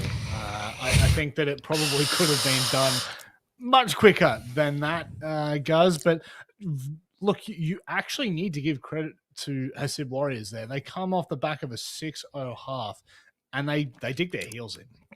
Yeah, on the primary sites, they actually didn't look all that bad, to be completely honest. You know, they were running some pretty default stuff. We saw some intriguing things as well, really centered around the Azami for the most part. Jolita did an okay job dealing with it. It wasn't very comprehensive, and ultimately they didn't win those rounds out. But tertiary site, they get it done. Not the end of the world. You walk away with a pretty convincing victory in the end. And yeah, I think Jolita will be pretty happy that a game that could have potentially been a little bit dangerous really wasn't at any point. Look, we've got to talk about probably the bigger issue here for Hasib. Xenox, they're not finding points. They haven't been able to, and some of these games are rolling out of control in this round differential department. Is this Playday 4? Is this potentially that nail in the coffin? Yeah, I mean, at this point, you're probably anticipating it will be another beatdown where, largely uncompetitive in the first half. 6-0. Could have easily been, 7-0. A little bit of a fight back. I mean, it was there, but unfortunately by that point, too little, too late. And also when you take into account the side they're on, I think, they had their chance yesterday, right? They had to beat Knock Knock, and then from there you had to find a win elsewhere where that was going to be probably Daystar, second last play day. But by not being able to beat Knock Knock, they lose that opportunity. Looking ahead, they still play Fury, they still play Elevate, and they've still got Jolita next week. Hard to envision where they're going to find that win outside of maybe a Daystar. It is what it is. I mean, it was always going to be a learning experience for the South Asia teams this particular stage. It's just a matter of what they can do in terms of taking the learnings and then applying that to improving for next stage. That's really the goal. I mean, you can somewhat accept at this stage. Next stage, though, less excuses. Look, flipping the coin a little bit here to speak about Shalita, guys. I feel like this is when we talk about, really setting benchmarks for teams, again, we always talk about beating the teams below you and keeping par with the teams above you.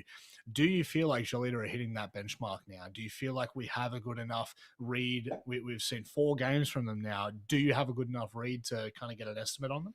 Yeah, I think they've very much cemented themselves mid-table. I don't see them pushing top 3. I'd probably slot them somewhere in between 4th and 5th currently. So, I mean, that's a positive, not a negative, because it means I'll be finishing top 6, and arguably the teams above them are far more established and experienced, especially at an international level for the most part as well. So for Jolita, they find themselves slotted in nicely. Which side of the bracket that puts them, I'm not entirely sure. I could probably very, very quickly scrub it. I mean, if they do finish 4th, 5th, that then means you get seeded into the first place matchup in the semi-final if you win that. So it's probably not the side of the bracket that you do want to find yourself on, but I think there's still positive takeaways from Jolita that, they're doing a good job. Obviously, they're going to want more, right? Every team wants to finish first. I don't think they're quite in that position yet, but they certainly have, laid the foundations of a team that can continue to improve. Well, we have IDFC waiting in the wings, so let's welcome him in. IDFC, congratulations on a very convincing victory. How are you feeling after 4 play days now? We've got a good read on you and the team. Yeah, I mean, we are doing kind of pretty good here, and like on the schemes, and we kind of got the same performance on the Leo tournament.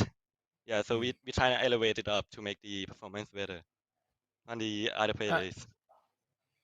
IDFC, obviously, you guys got the win today. It was a pretty strong first half. It's always a bit difficult, I think, when you go up against South Asia teams as to what to expect. But, genuinely speaking, going into a game like this, how do you prepare for these South Asia teams? Do you give them the respect? I know, obviously, a lot of people from Southeast Asia are kind of looking at them as being the bottom 2 teams, but obviously you don't want to underestimate them. So we actually, we don't underestimate them and try to play the game as much as we try our best to make the result better. Yeah, so we just want to have a fun game and a competitive game. No, so there's no underestimate against us and against them. I think that's a good approach. Well, you're going to go from probably the easiest team today to next week taking on Bleed, the most difficult team in the region. How are you expecting that game to go? I don't actually know how it is going to go, but it might be fun that day. I don't know. We gotta wait for it. Do you think you can Yeah, win? I think we can win, actually. I think we can win. Let's go. Yeah, that's the big takeaway. Look, obviously, there seems to be a good team sentiment heading into these best of 1 stages. When we're looking at an overarching vision for the team, where do you think is realistic? Do you think Jolita could be off to the major? Do you think that is in that realm? I mean, in the playoff, we all can qualify for the major if we win or the team in the playoff. So yeah, we got a chance, we got a chance, but it is hard. It is actually hard, but we'll try our best. The thing is, IDFC, we've been saying that this is the most competitive region, and it truly is. You've got 5 teams that are really pushing for that major spot now, so it is very competitive. We don't knock any of the teams in the top 5 for even talking about the fact that there's going to be a tough contest. Is there anything you'd like to say before we let you go for the night? So yeah, thanks for the support from the Geda fans, and thank you. I love you all. Thank you very much, that IDFC. We'll see you soon, mate. Thanks, mate. Bye-bye. Oh, I got a thanks, mate, back. That's what I'm talking about. It's the small moments. It's the small moments in these leagues, and when I get a thanks, mate, back, that tops my night. But Xenox, speaking of topping the night, we have indeed had all 4 games play out, but only one of them was close, unfortunately. Yeah, a little bit disappointing. It was the kind of night, though, that we did kind of preface. I think it was maybe Guz at the start of the night, or yeah, I think it was Guz who actually said that these are 4 matches that can be very much one-sided. We saw the predictions as well, and it was pretty plain and simple to see who the favorites were. In the end, the opening game of the night was always destined to be the match of the night, and even with the coaching sub in for Fury, they were able to get the win against Direwolves. We played far too much Chalet as well across the board tonight, and yeah, obviously the kind of results we expected. Yeah, I think that it does really start to create a clear divide, guys. You know, there is very clearly a. I'm not gonna say a top 4 and a bottom 4. I think there's a clear top 5 and then a very clear bottom 3, because Direwolves, you know, even in that conversation of losing that match with a coach that, you know, they had to pull in from Fury last second, they are still very much in the realm of competing against those top teams. Yeah, for sure. I think as you were touching a little bit there on the interview, it pretty much is going to shape up to be a case of top 5. And on any given day, there is a very fringe case to be made for all 5 of those teams being able to qualify for the one spot to the major.